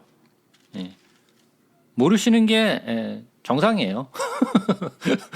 모르시는 게 정상이에요. 요한의 제자라고만 나오지 누구라고 안 나와. 아니 누구라고 나와요. 예. 우리가 요한복음 1장으로 한번 가서 보겠습니다. 안드레 빌립. 안드레 빌립. 네. 보겠습니다. 요한복음 1장 35절부터 보겠습니다. 또 이튿날 요한이 자기 제자 중 두 사람과 함께 섰다가 예수께서 거니심을 보고 말하되 보라 하나님의 어린 양이로다. 두 제자가 그의 말을 듣고 예수를 따르거늘. 누가 따랐어요? 몇 명이에요? 요한의 제자가? 2명. 예, 두 사람이죠. 요한이 자기 제자 중 두 사람과 함께 섰다가 그러고 나오잖아요. 제자. 예, 자기 제자. 두 사람이라는 건 아니고. 두 제자가 그의 말을 듣고 예수를 따르거늘 예수께서 돌이켜 그 따르는 것을 보시고 물어 이르시되 무엇을 구하느냐 이르되 랍비여 어디에 계시오니까 하니 랍비는 번역하면 선생이라. 예수께서 이르시되 와서 보라. 그러므로 그들이 가서 계신 데를 보고 그날 함께 거하니 때가 10시쯤 되었더라. 요한의 말을 듣고 예수를 따르는 두 사람 중에 하나는 시몬 베드레의 형제 안드레라. 그러고 나오죠. 자, 그러면 두 제자가 나오는데 한 사람은 누구예요? 시몬 베드레의 형제 안드레예요. 예, 그래서 안드레가 요한의 제자예요. 근데 두 번째 제자가 누구냐? 두 번째 제자가 누군지는 성경에 정확하게 기록하고 있지 않아요. 그러나 큰 가능성은 요한일 가능성이 있어요. 왜냐? 요한이 이것을 기록하고 있기 때문에. 예? 그러나 요한이 진짜 그 제자인지 아닌지는 뭐 확실하게 알 수가 없어요. 성경 자체에서 그것을 정확하게 명시하고 있지 않기 때문에. 그러나 많은 사람들이 요한일 것이다라고 생각을 하고 있어요. 그러나 정확하게는 알 수 없어요. 자, 들어옵니다. 마태복음 14장 13절부터 봅니다. 예수께서 들으시고 배를 타고 떠나사 따로 빈들에 가시니 무리가 듣고 여러 고을로부터 걸어가서 따라간지라. 예수께서 나오사 큰 무리를 보시고 불쌍히 여기사 그 중에 있는 병자를 고쳐주시니라. 저녁이 되매 제자들이 나와 이르되 이곳은 빈들이요 때도 이미 저물었으니 무리를 보내어 마을에 들어가 먹을 것을 사 먹게 하소서. 예수께서 이르시되 갈 것 없다. 너희가 먹을 것을 주라. 제자들이 이르되 여기 우리에게 있는 것은 떡 5개와 물고기 2마리뿐이니이다. 이르시되 그것을 내게 가져오라 하시고 무리를 명하여 잔디 위에 앉히시고 떡 5개와 물고기 2마리를 가지사 하늘을 우러러 축사하시고 떡을 떼어 제자들에게 주시매 제자들이 무리에게 주니 다 배불리 먹고 남은 조각을 12바구니에 차게 거두었으며 먹은 것은 여자와 어린이 외에 5,000명이나 되었더라. 자, 이건 굉장히 중요한 내용이에요. 이 5,000명을 먹이신 이 사건은. 자, 이 사복음서 가운데에서 공통적으로 등장하는 그러한 내용들이 그렇게 많지 않아요. 그런데 이 사복음서 모두에게 등장하는 이 내용이 이 5,000명을 먹이신 이 사건이에요. 이것은 마태복음에도 나오고 마가복음에도 나오고 누가복음에도 나오고 요한복음에도 다 나와요. 이러한 경우는 극히 드물어요. 그런데 이 사복음서에 모두 기록되었다라는 것은 그만큼 중요하기 때문이에요. 자, 그럼 왜 이것이 그렇게 중요한 것인지 우리가 좀 살펴보기로 하겠습니다. 여러분들은 다 이 오병이어의 사건, 뭐 이건 빠삭하게 잘 아시죠? 뭐 여기에 또 무슨 새로운 이야기가 있겠어요? 오병이어의 사건의 이야기에 또 무슨 새로운 이야기를 또 끄집어내려나? 뭐 그 이야기가 그 이야기지. 예, 그 이야기가 그 있으니까 얘기하지. 예, 기대하고 있어요. 그 이야기가 그 이야기인지 한번 살펴보도록 하겠습니다. 첫 번째, 일단은 여러 그 장면들을 좀 다 살펴보자고요. 우리 마가복음으로도 한번 가서 보겠습니다. 마가복음 6장이죠.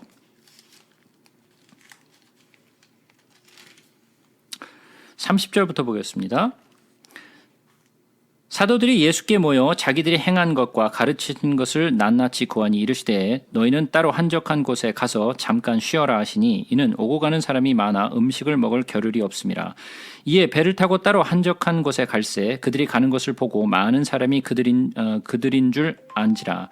모든 고을로부터 도보로 그곳에 달려와 그들보다 먼저 갔더라. 예수께서 나오사 큰 무리를 보시고 그 목자 없는 양 같음으로 인하여 불쌍히 여기사 이에 여러 가지로 가르치시더라. 때가 저물어 가매 제자들이 예수께 나와 여짜오되 이곳은 빈들이요 날도 저물어 가니 무리를 보내어 두루 촌과 마을로 가서 무엇을 사 먹게 하옵소서. 대답하여 이르시되 너희가 먹을 것을 주라 하시니 여짜오되 우리가 가서 200데나리온의 떡을 사다 먹이리까. 이르시되 너에게 떡 몇 개나 있는지 가서 보라 하시니 알아보고 이르되 떡 5개와 물고기 2마리가 있더이다 하거늘 제자들에게 명하사 그 모든 사람으로 떼를 지어 푸른 잔디 위에 앉게 하시니 때로 100명씩 또는 50명씩 앉은지라.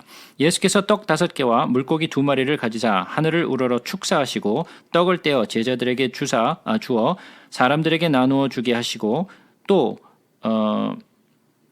물고기 2마리로 모든 사람에게 나누어 주심에 다 배불리 먹고 남은 떡 조각과 물고기를 12바구니에 차게 거두었으며 떡을 먹은 자는 5,000명이었더라. 떡을 먹은 남자는 5,000명이었더라. 자, 누가복음도 가서 보겠습니다. 누가복음 9장이죠.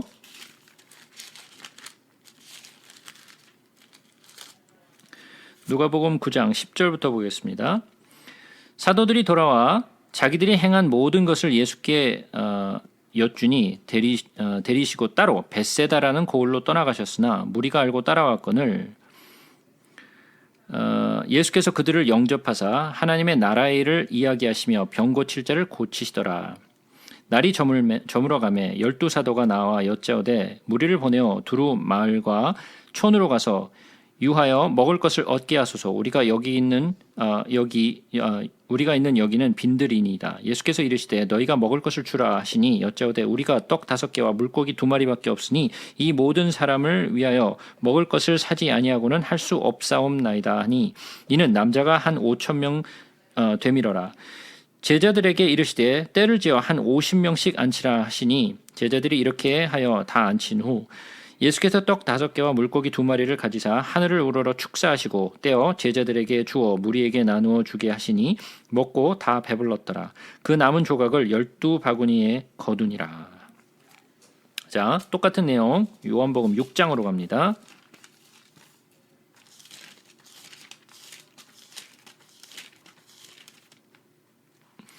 1절부터 보겠습니다. 그 후에 예수께서 디베랴의 갈릴리 바다 건너편으로 가시매 큰 무리가 따르니 이는 병자들에게 행하시는 표적을 보았음이러라. 예수께서 산에 오르사 제자들과 함께 거기서 앉으시니 마침 유대인의 명절인 유월절이 가까운지라. 예수께서 눈을 들어 큰 무리가 자기에게로 오는 것을 보시고 빌립에게 이르되 우리가 어디서 떡을 사서 이 사람들을 먹이겠느냐 하시니 이렇게 말씀하시면 친히 어떻게 하실지를 아시고 빌립을 시험하고자 하심이라. 빌립이 대답하되 각 사람으로 조금씩 받게 할지라도 200데나리온의 떡이 부족하리이다. 제자 중 하나 곧 시몬 베드로의 형제 안드레가 예수께 여짜오되 여기 한 아이가 있어 보리떡 5개와 물고기 2마리가 가지고 있나이다. 그러나 그것이 이 많은 사람들에게 얼마나 되겠사옵나이까. 예수께서 이르시되 이 사람들로 앉게 하라 하시니 그곳에 잔디가 많은지라. 사람들이 앉으니 수가 5,000명쯤 되더라. 예수께서 떡을 가져 축사하신 후에 앉아있는 자들에게 나누어 주시고 물고기도 그렇게 그들의 원대로 주시니라. 그들이 배부른 후에 예수께서 제자들에게 이르시되 남은 조각을 거두고 버리는 것이 없게 하라 하심으로 이에 거두니 보리떡 5개로 먹고 남은 조각이 12바구니에 찼더라.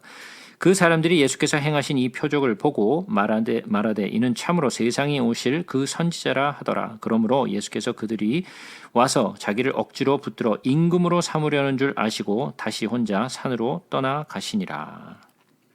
자, 우리가 마태복음부터 요한복음에 이르기까지 이 똑같은 오병이어의 사건을 다 읽어보았는데, 자, 여러분들은 이것을 읽으시면서 좀 어떠세요? 어떠세요라는 것은 그 그 내용들이 조금씩 다르죠. 뭐 다른데 사실은 대부분이 읽으면서 뭐가 다른지도 모르고 그냥 막 읽죠. 예? 오병이어의 사건을 그냥 아무 생각 없이 그냥 막 읽어요. 근데 이 네 가지의 사건을 그러니까 한 가지의 사건을 네 가지의 이 복음서에서 우리가 발췌를 해서 보게 되면 조금씩 어딘가가 부족한 부분을 보충해 주는 부분들이 있어요. 같은 이야기인데 어떤 복음서에는 없는 이야기가 다른 복음서에 조금 더 추가돼서 나온 것들이 좀 내용들이 있어요. 그러니까 이 모든 내용들을 다 함께 보셔야 돼요. 그러니까 마태복음만 따로 보지 마시고 뭐 마가복음 또는 누가복음, 요한복음 따로따로 보지 마시고 이것을 하나로 뭉쳐서 보세요.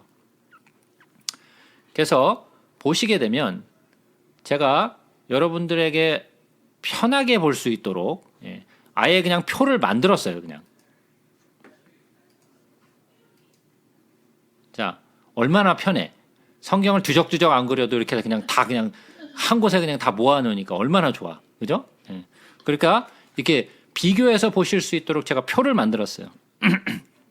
그러니까 이 표는 자료실에 올라가 있으니까 나중에 이제 필요하시면 보시면 돼요. 그럼 우리가 둘척둘척거릴 필요 없이 이거 하나를 가지고 이제 보도록 하겠습니다. 자, 첫 번째. 이게 어디에서 일어난 일인지를 먼저 좀 보도록 하겠습니다. 어디에서 이것이 있었는가. 그러기 위해서는 우리가 조금 지도를 좀 볼 필요가 있어요. 그래서 지도를 조금 보도록 하겠습니다. 지도를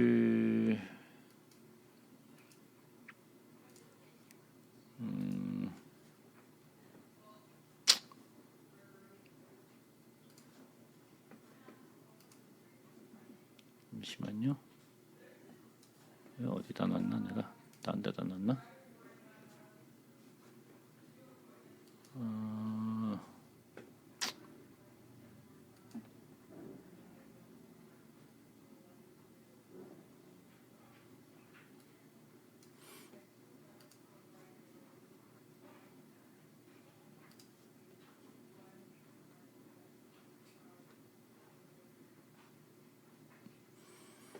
마태복음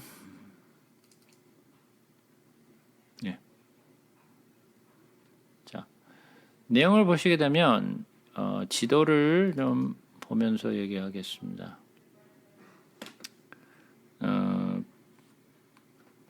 여기 아까 제가 보여드린 여기 보시게 되면 내용을 보시게 되면 어떻게 되어 있냐면 예수께서 들으시고 배를 타고 떠나서 빈들로 가셨다 그랬어요. 그죠? 빈들로 가셨다 그랬는데 누가복음에 보시게 되면 사도들이 돌아와 자기들이 행한 모든 것을 예수께 여쭈니 데리시고 따로 벳세다라는 고을로 떠나가셨으니 그랬어요. 그죠? 그러니까 지금 예수님이 오병이어의 사건을 일으킨 동네가 어디? 벳세다예요. 자, 그럼 벳세다가 어딘지 좀 보도록 하겠습니다.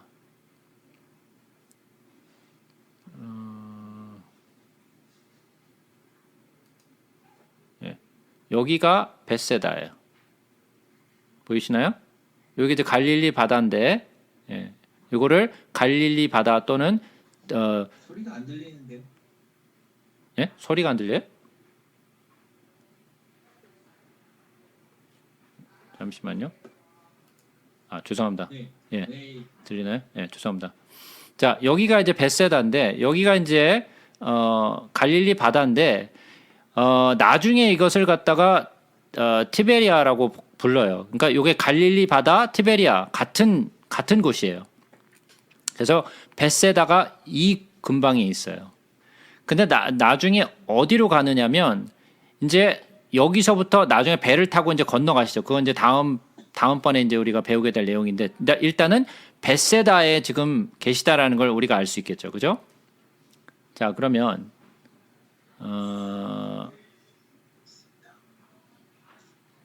자, 다시 자, 그거 말고 여기가 이제 벳세다의 그 사진이에요. 지금의 벳세다죠. 그래서 이렇게 생겼어요. 지금은. 물론 예수님 당시에는 이렇지 않았겠지만 지금 이렇게 베세다가 생겼다라는 것을 참조하시면 돼요. 그래서 여기가 이제 그 갈릴리 바다죠. 거의 바다같이 보이죠. 그러나 이것은 호수죠. 호수. 근데 다시 돌아가서 내용을 보시다면 베세다로 가셨어요. 근데 여기에서 무슨 이야기가 나오냐면 배를 타고 떠나서 따로 빈들로 가셨다 그랬어요. 그죠? 빈들로 가셨다. 근데 이 빈들이라는 이 단어가 에레모스라는 헬라어를 썼어요. 이 에레모스라는 헬라어는 무슨 뜻이냐면 이 빈들이라는 것은 광야란 뜻이에요. 광야. 예? 그래서 광야로 사람들을 이끌고 가신 거예요. 무슨 말인지 이해가 되세요? 자, 요한복음 6장에 보시면 그 후에 예수께서 디베리아의 갈릴리 바다 건너편으로 가셨어요. 일부러 그쪽 벳세다로 가신 거예요. 건너서. 왜? 오병이어를 때문에. 그러니까 무리들을 데리고 어디로 가셨냐? 벳세다로 가셨는데 그 벳세다로 가신 이유는 광야로 끌고 가신 거예요. 이것은 무슨 말이냐면 구약에 모세가 했던 일을 그대로 하시는 거예요. 광야로부터 사람들을 이끌어내는 장면을 보여주시는 거예요. 그 장면이 어떻게 등장하는지 보자고요. 그래서 예수께서 나와서 큰 무리를 보시고 불쌍히 여기셨다 그랬어요. 무리들을 보고 불쌍히 여기셨어요. 그래서 그들 중에 병자들을 고쳐주셨어요. 그래서 거의 저녁이 됐어요. 근데 마침 유대인의 명절인 유월절이 가까운지라, 유월절이 가까운 때예요. 그죠? 그래서 예수님이 이곳에서 말씀을 가르치시고 뭐라고 그러냐면 제자들에게 이르되 그랬어요.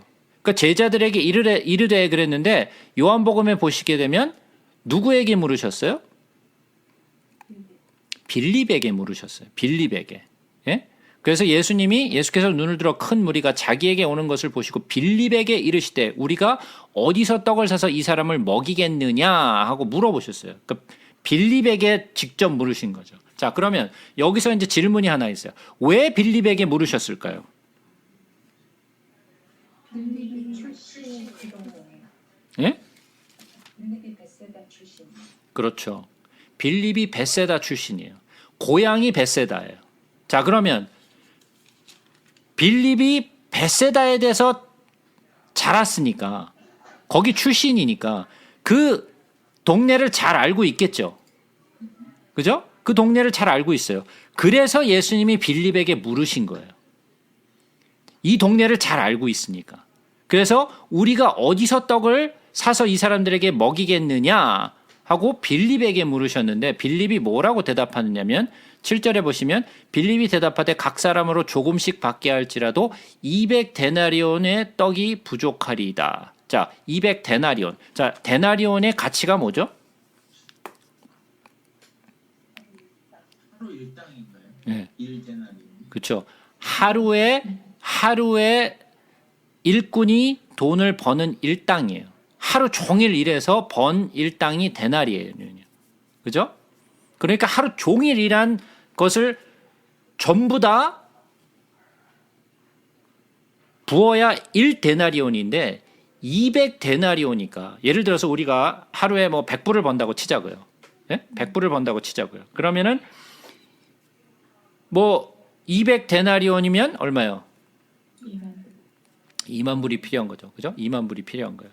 자, 그러면 이 돈을 가지고 자, 이 사람들을 이 정도로 돈 2만 불을 가지고도 이 사람들을 못 먹이겠습니다라고 이야기하는 거예요. 그러니까 빌립은 머리에 벌써 계산이 나왔어.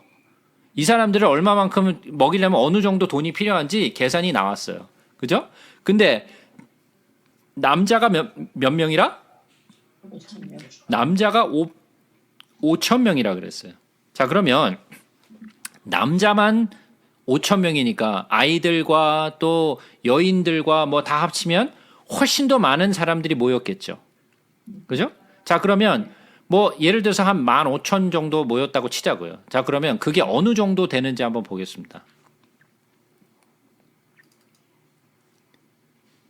자, 요게 15,000명 정도, 아니 5,000명 정도예요. 5,000명. 요게 한 5,000명 정도예요. 자, 그러면 대충 어느 정도의 그 사람들이 모였는지 아시겠죠? 요게 남자만. 자, 그래서 요게 한 15,000. 예. 감이 잡히시나요? 예. 여기서는 스피커 갖다 놓고 큰 좋은 마이크 넣고 얘기해야 될 것 같아. 그죠? 이 뒤에 있는 사람들 들리겠어, 이거? 어쨌든 이렇게 많은 사람들이 모였어요. 대충 어느 정도의 사람들이 모였는지 짐작하시겠죠? 예? 이것을 딱 보니까 야, 이 사람들 어떻게 매겨 이거? 예? 자, 그러면 빌립에게 물으신 것은 어떠한 이유냐? 다시 생각해 보자고요. 예를 들어서 돈이 있다고 쳐요. 예? 갑작스럽게 지금 마을로 들어가서 이 많은 사람들의 빵을 사올 수 있을까요? 불가능. 예. 불가능하죠. 지금도 15,000명의 런치를 구해오려면 예? 한참 전에 예약해야 돼요. 그죠? 근데 돈이 있다고 하더라도 200데나리온이 있다 할지라도 지금 마을에 들어가서 이 5,000명이나 또는 15,000명이나 되는 사람들의 빵을 만들어낼 수 있는 장소가 없어요. 빵집이 없어. 그죠? 불가능한 거예요. 그죠? 그러니까 예수님은 빌립에게 뭘 물으신 거예요? 말도 안 되는 걸 물으신 거죠. 예? 얼토당토 않는 걸 질문을 하신 거예요, 지금.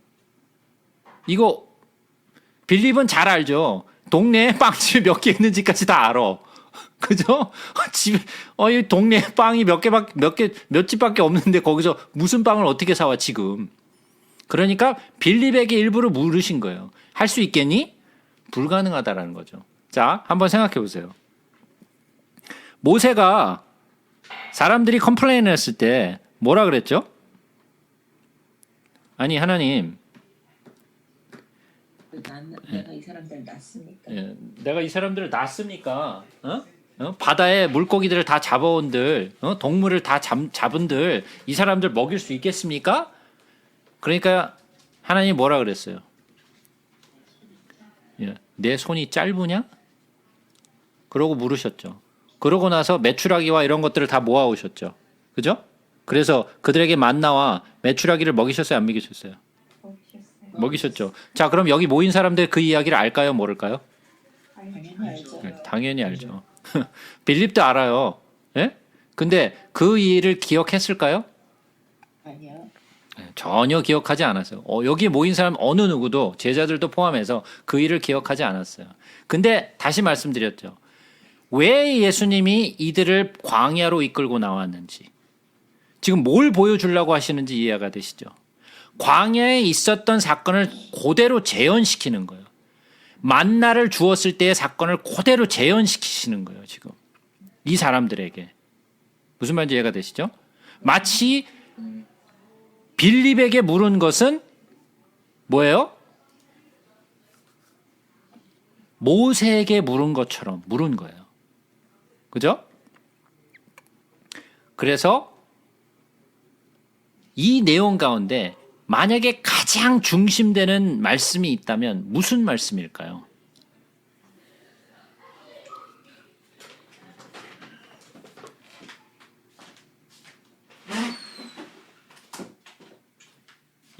이 오병이어의 이 내용 가운데 가장 중요한 말씀을 뽑으라면 뭘 뽑으시겠어요? 그들을 불쌍히 여기셨어요. 예.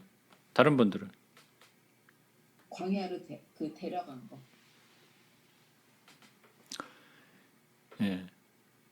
여기에서 가장 중심되는 말씀, 이 내용 가운데 가장 중심되는 말씀은 뭐냐면요. 이거예요. 그것을 내게로 가져오라. 어제 했는데.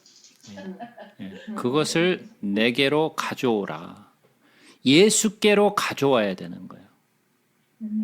예수께로 가져와야지 이것이 우리의 양식이 돼요.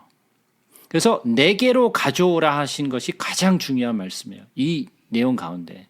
근데 여기서 이 5,000명을 먹이시는데 나중에 이 조금만 이제 지나가면 나중에 우리가 배울 것이 마태복음 15장에 가서 보시면 거기서 또 사람들을 4,000명을 먹이세요. 4,000명을 먹이시는데 거기에는 어떻게 먹이시냐면 조금 내용이 좀 달라요. 거기는 무슨 내용이 있냐면 7개, 떡 7개와 생선 2마리가 있어요. 예? 더 많은 양의 그 빵과 그 먹을 것이 있죠. 그죠? 네. 여기 5,000명을 먹일 때는 훨씬 더 적은 양이에요. 5병2어잖아요. 빵 5개와 물고기 2마리란 말이에요. 더 적은, 그러니까 더 적은 양을 가지고 더 많은 사람을 먹이세요. 그러니까 우리의 것이 많을수록 더 적은 사람을 먹일 수 있고 우리의 것이 작으면 작을수록 더 많은 사람을 먹일 수 있어요. 그러니까 여기서 바로 세례 요한의 고백이 드디어 등장하는 거예요. 나는 뭐 쇠하여야겠고 그는 흥하여야 하리라. 그러니까 나는 어떻게 돼야 돼요? 작아져야 되는 거예요. 내 것이 작아지면 작아질수록 하나님은 더 많은 일을 하실 수 있어요. 그러나 내 것이 커지면 커질수록 더 적은 일을 할 수 있어요. 그러니까 나의 모습은 어때야 돼요? 내가 할 수 있다? 내가 뭔가를 할 수 있다라고 내가 고백한다면 하나님은 나를 통해서 일을 하실 수가 없어요. 그러나 나의 고백이 나는 아무것도 할 수 없습니다라고 고백하는 그 순간 하나님은 나를 통해서 더 많은 일을 하세요. 무슨 말씀인지 이해가 되세요? 그러니까 나는 작아져야 돼요. 그래서 사도 바울이 그의 이름이 원래는 사울이었죠. 근데 바울이라고 바꿨어요. 바울이라고 바꿨는데 왜 그것을 바울이라고 바꿨는지 아세요? 왜 바울이라고 부를까요? 뜻이 작은 자라는 뜻 아니에요? 그렇죠. 작다라는 뜻이요. 그래서 사도 바울의 서신에는 모든 책에는 자기가 작다라는 것을 얘기해요. 자기가 작다라는 것. 그래서 바울, 나는 작은 자, 나는 없는 자, 요 표현이에요. 그래서 나는 어떻게 된다? 작아져야 되고 나는 없어져야 돼요. 나는 뭐가 돼야 돼요? 나의 원래의 모습 티끌이어야 돼요. 나는 아무것도 할 수 없는 티끌이 돼야 하나님은 나를 통하여 일을 하실 수 있어요. 내가 뭔가를 커지게, 내가 뭔가를 할 수 있는 것처럼 나를 나타내면 나타낼수록 하나님은 나를 통해서 하실 수 있는 일이 점점 작아져요. 그리고 작은 것으로 오병이어를 통해서 더 많은 사람들을 먹이고 또 뭐예요? 더 많은 것을 남기죠. 12광주리를 남겨요. 4,000명을 먹이셨을 때는 더 많은 것을 가지고 더 적은 사람들을 먹이고 광주리도 적게 나오죠. 그죠? 7광주리가 나와요. 그죠? 자, 이게 굉장히 중요한 내용이에요. 자, 예수님이 요 떡을 가져오게 하셔서 마치 광야에서 만나를 내리셨던 것처럼 똑같은 그 기적을 상기시키세요. 그들에게 먹을 것을 주세요. 근데 여기는 한 가지 재미있는 사실이 나와요.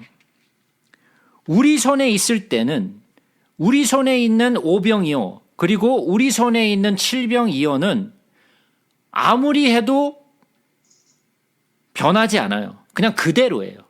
그러나 내게로 가져오라.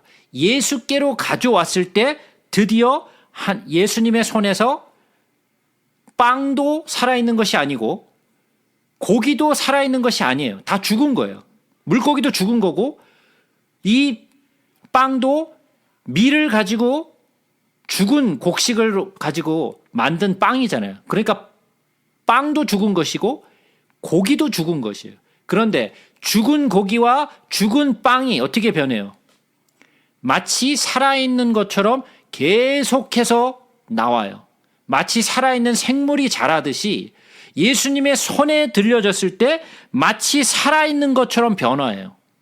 우리의 손에 있었을 때는 변하지 않은 것, 그냥 그 죽은 그대로 변하지 않아요. 그러나 예수님의 손에 왔을 때 드디어 생명이 있는 것처럼 변화가 돼서 계속해서 끊임없이 나와요.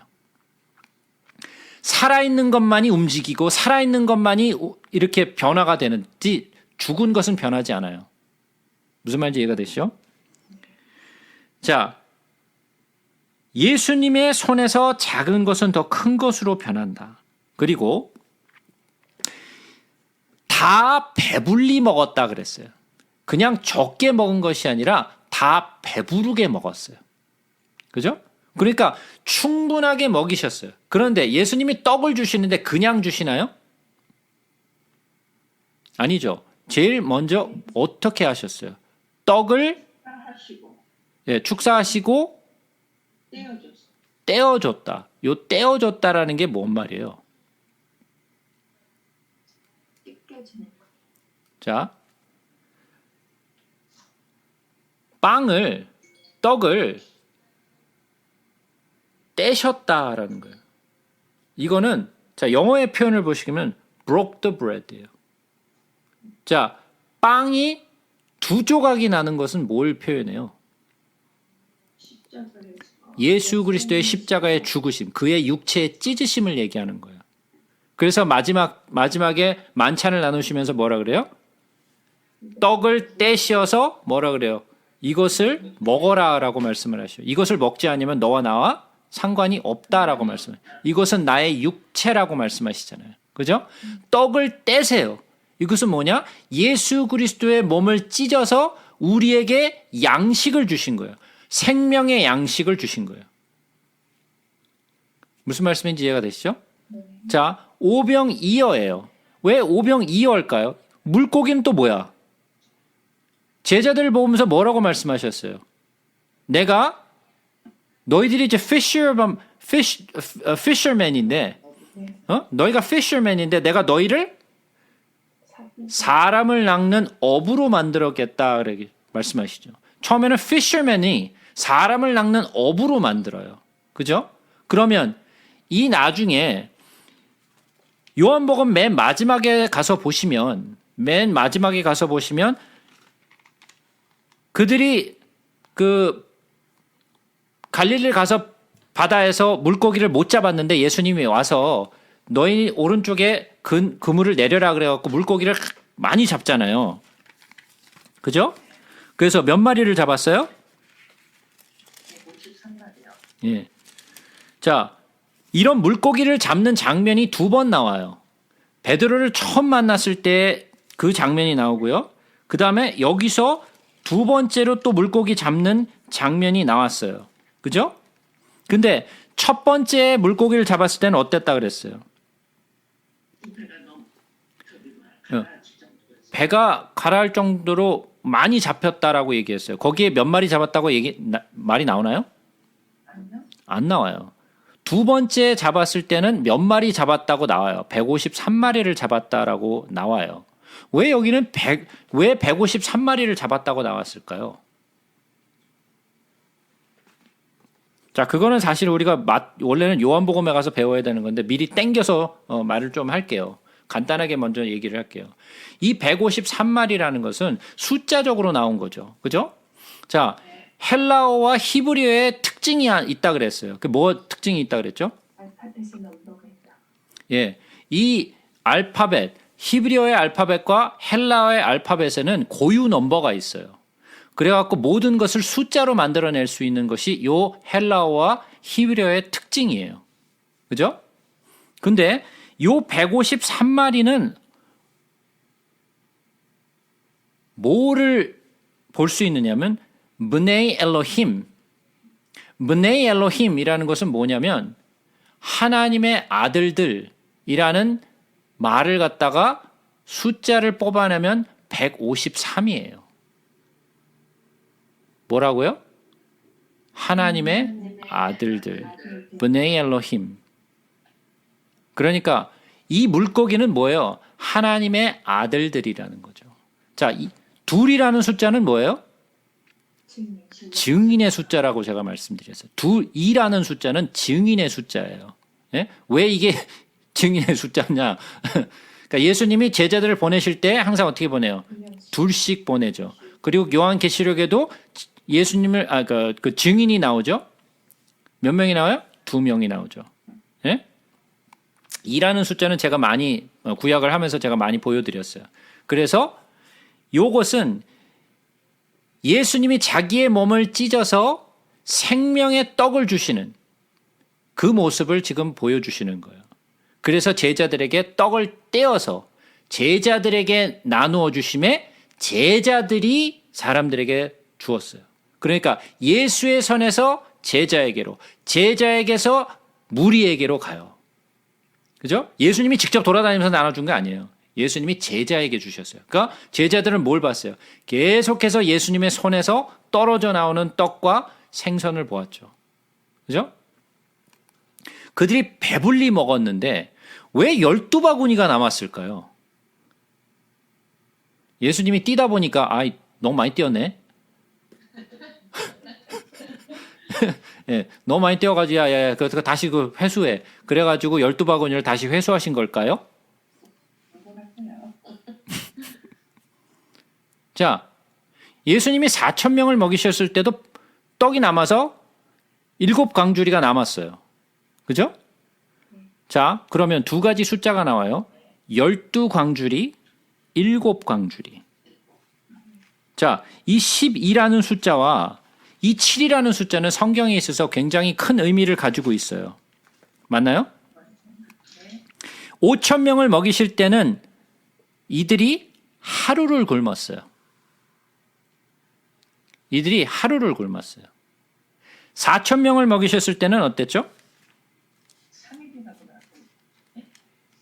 나흘이죠. 그러니까 3일이에요. 예. 자, 나머지는 4일이에요. 사흘. 그러니까 3일이죠. 그러면 자, 사흘 굶은 사람들을 4,000명을 먹이시고 7광주리가 남았어요.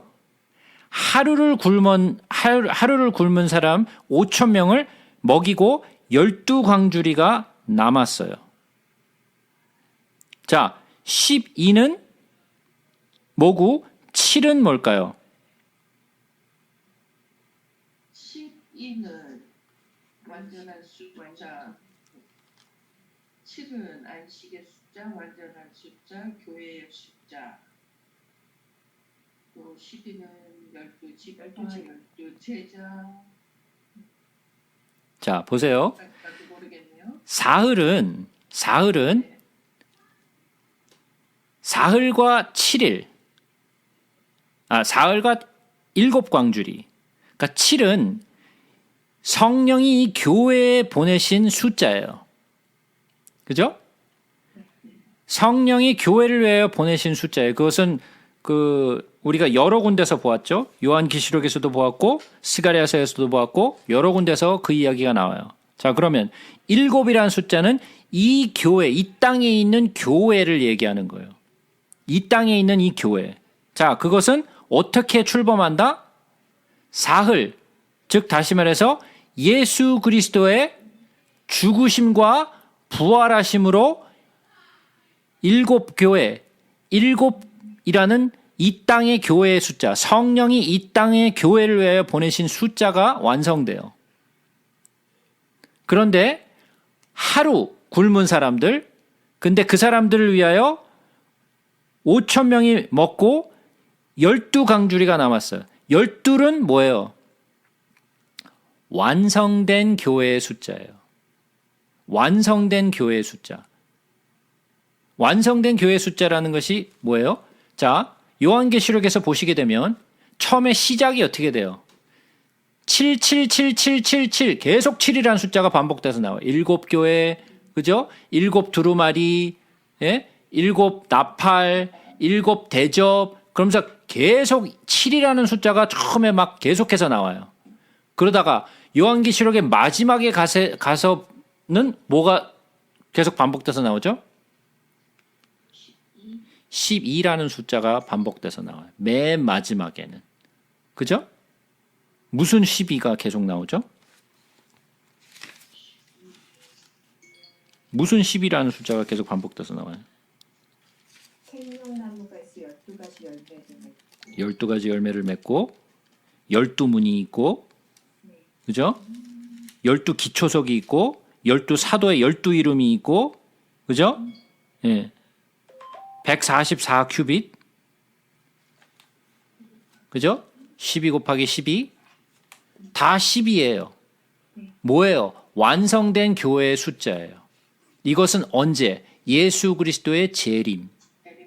예수 그리스도의 초림으로 교회가 탄생되고 예수 그리스도의 재림으로 한날의 재림으로 말미암아 완성된 교회가 탄생돼요.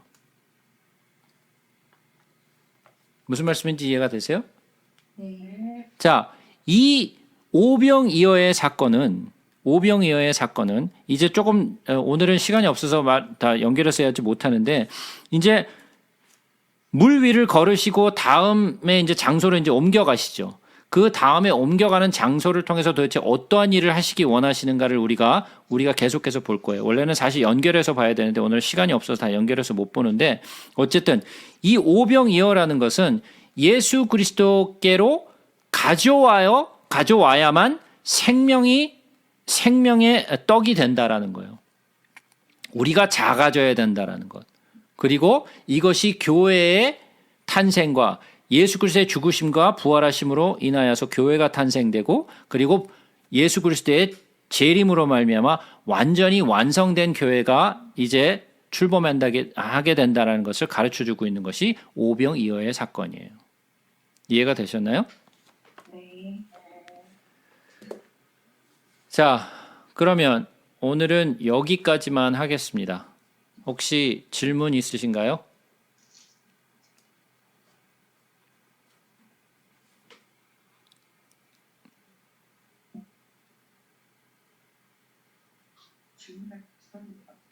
질문할 사람도 없고 질문할 내용도 없고 예. 이해는 되셨어요? 네. 네.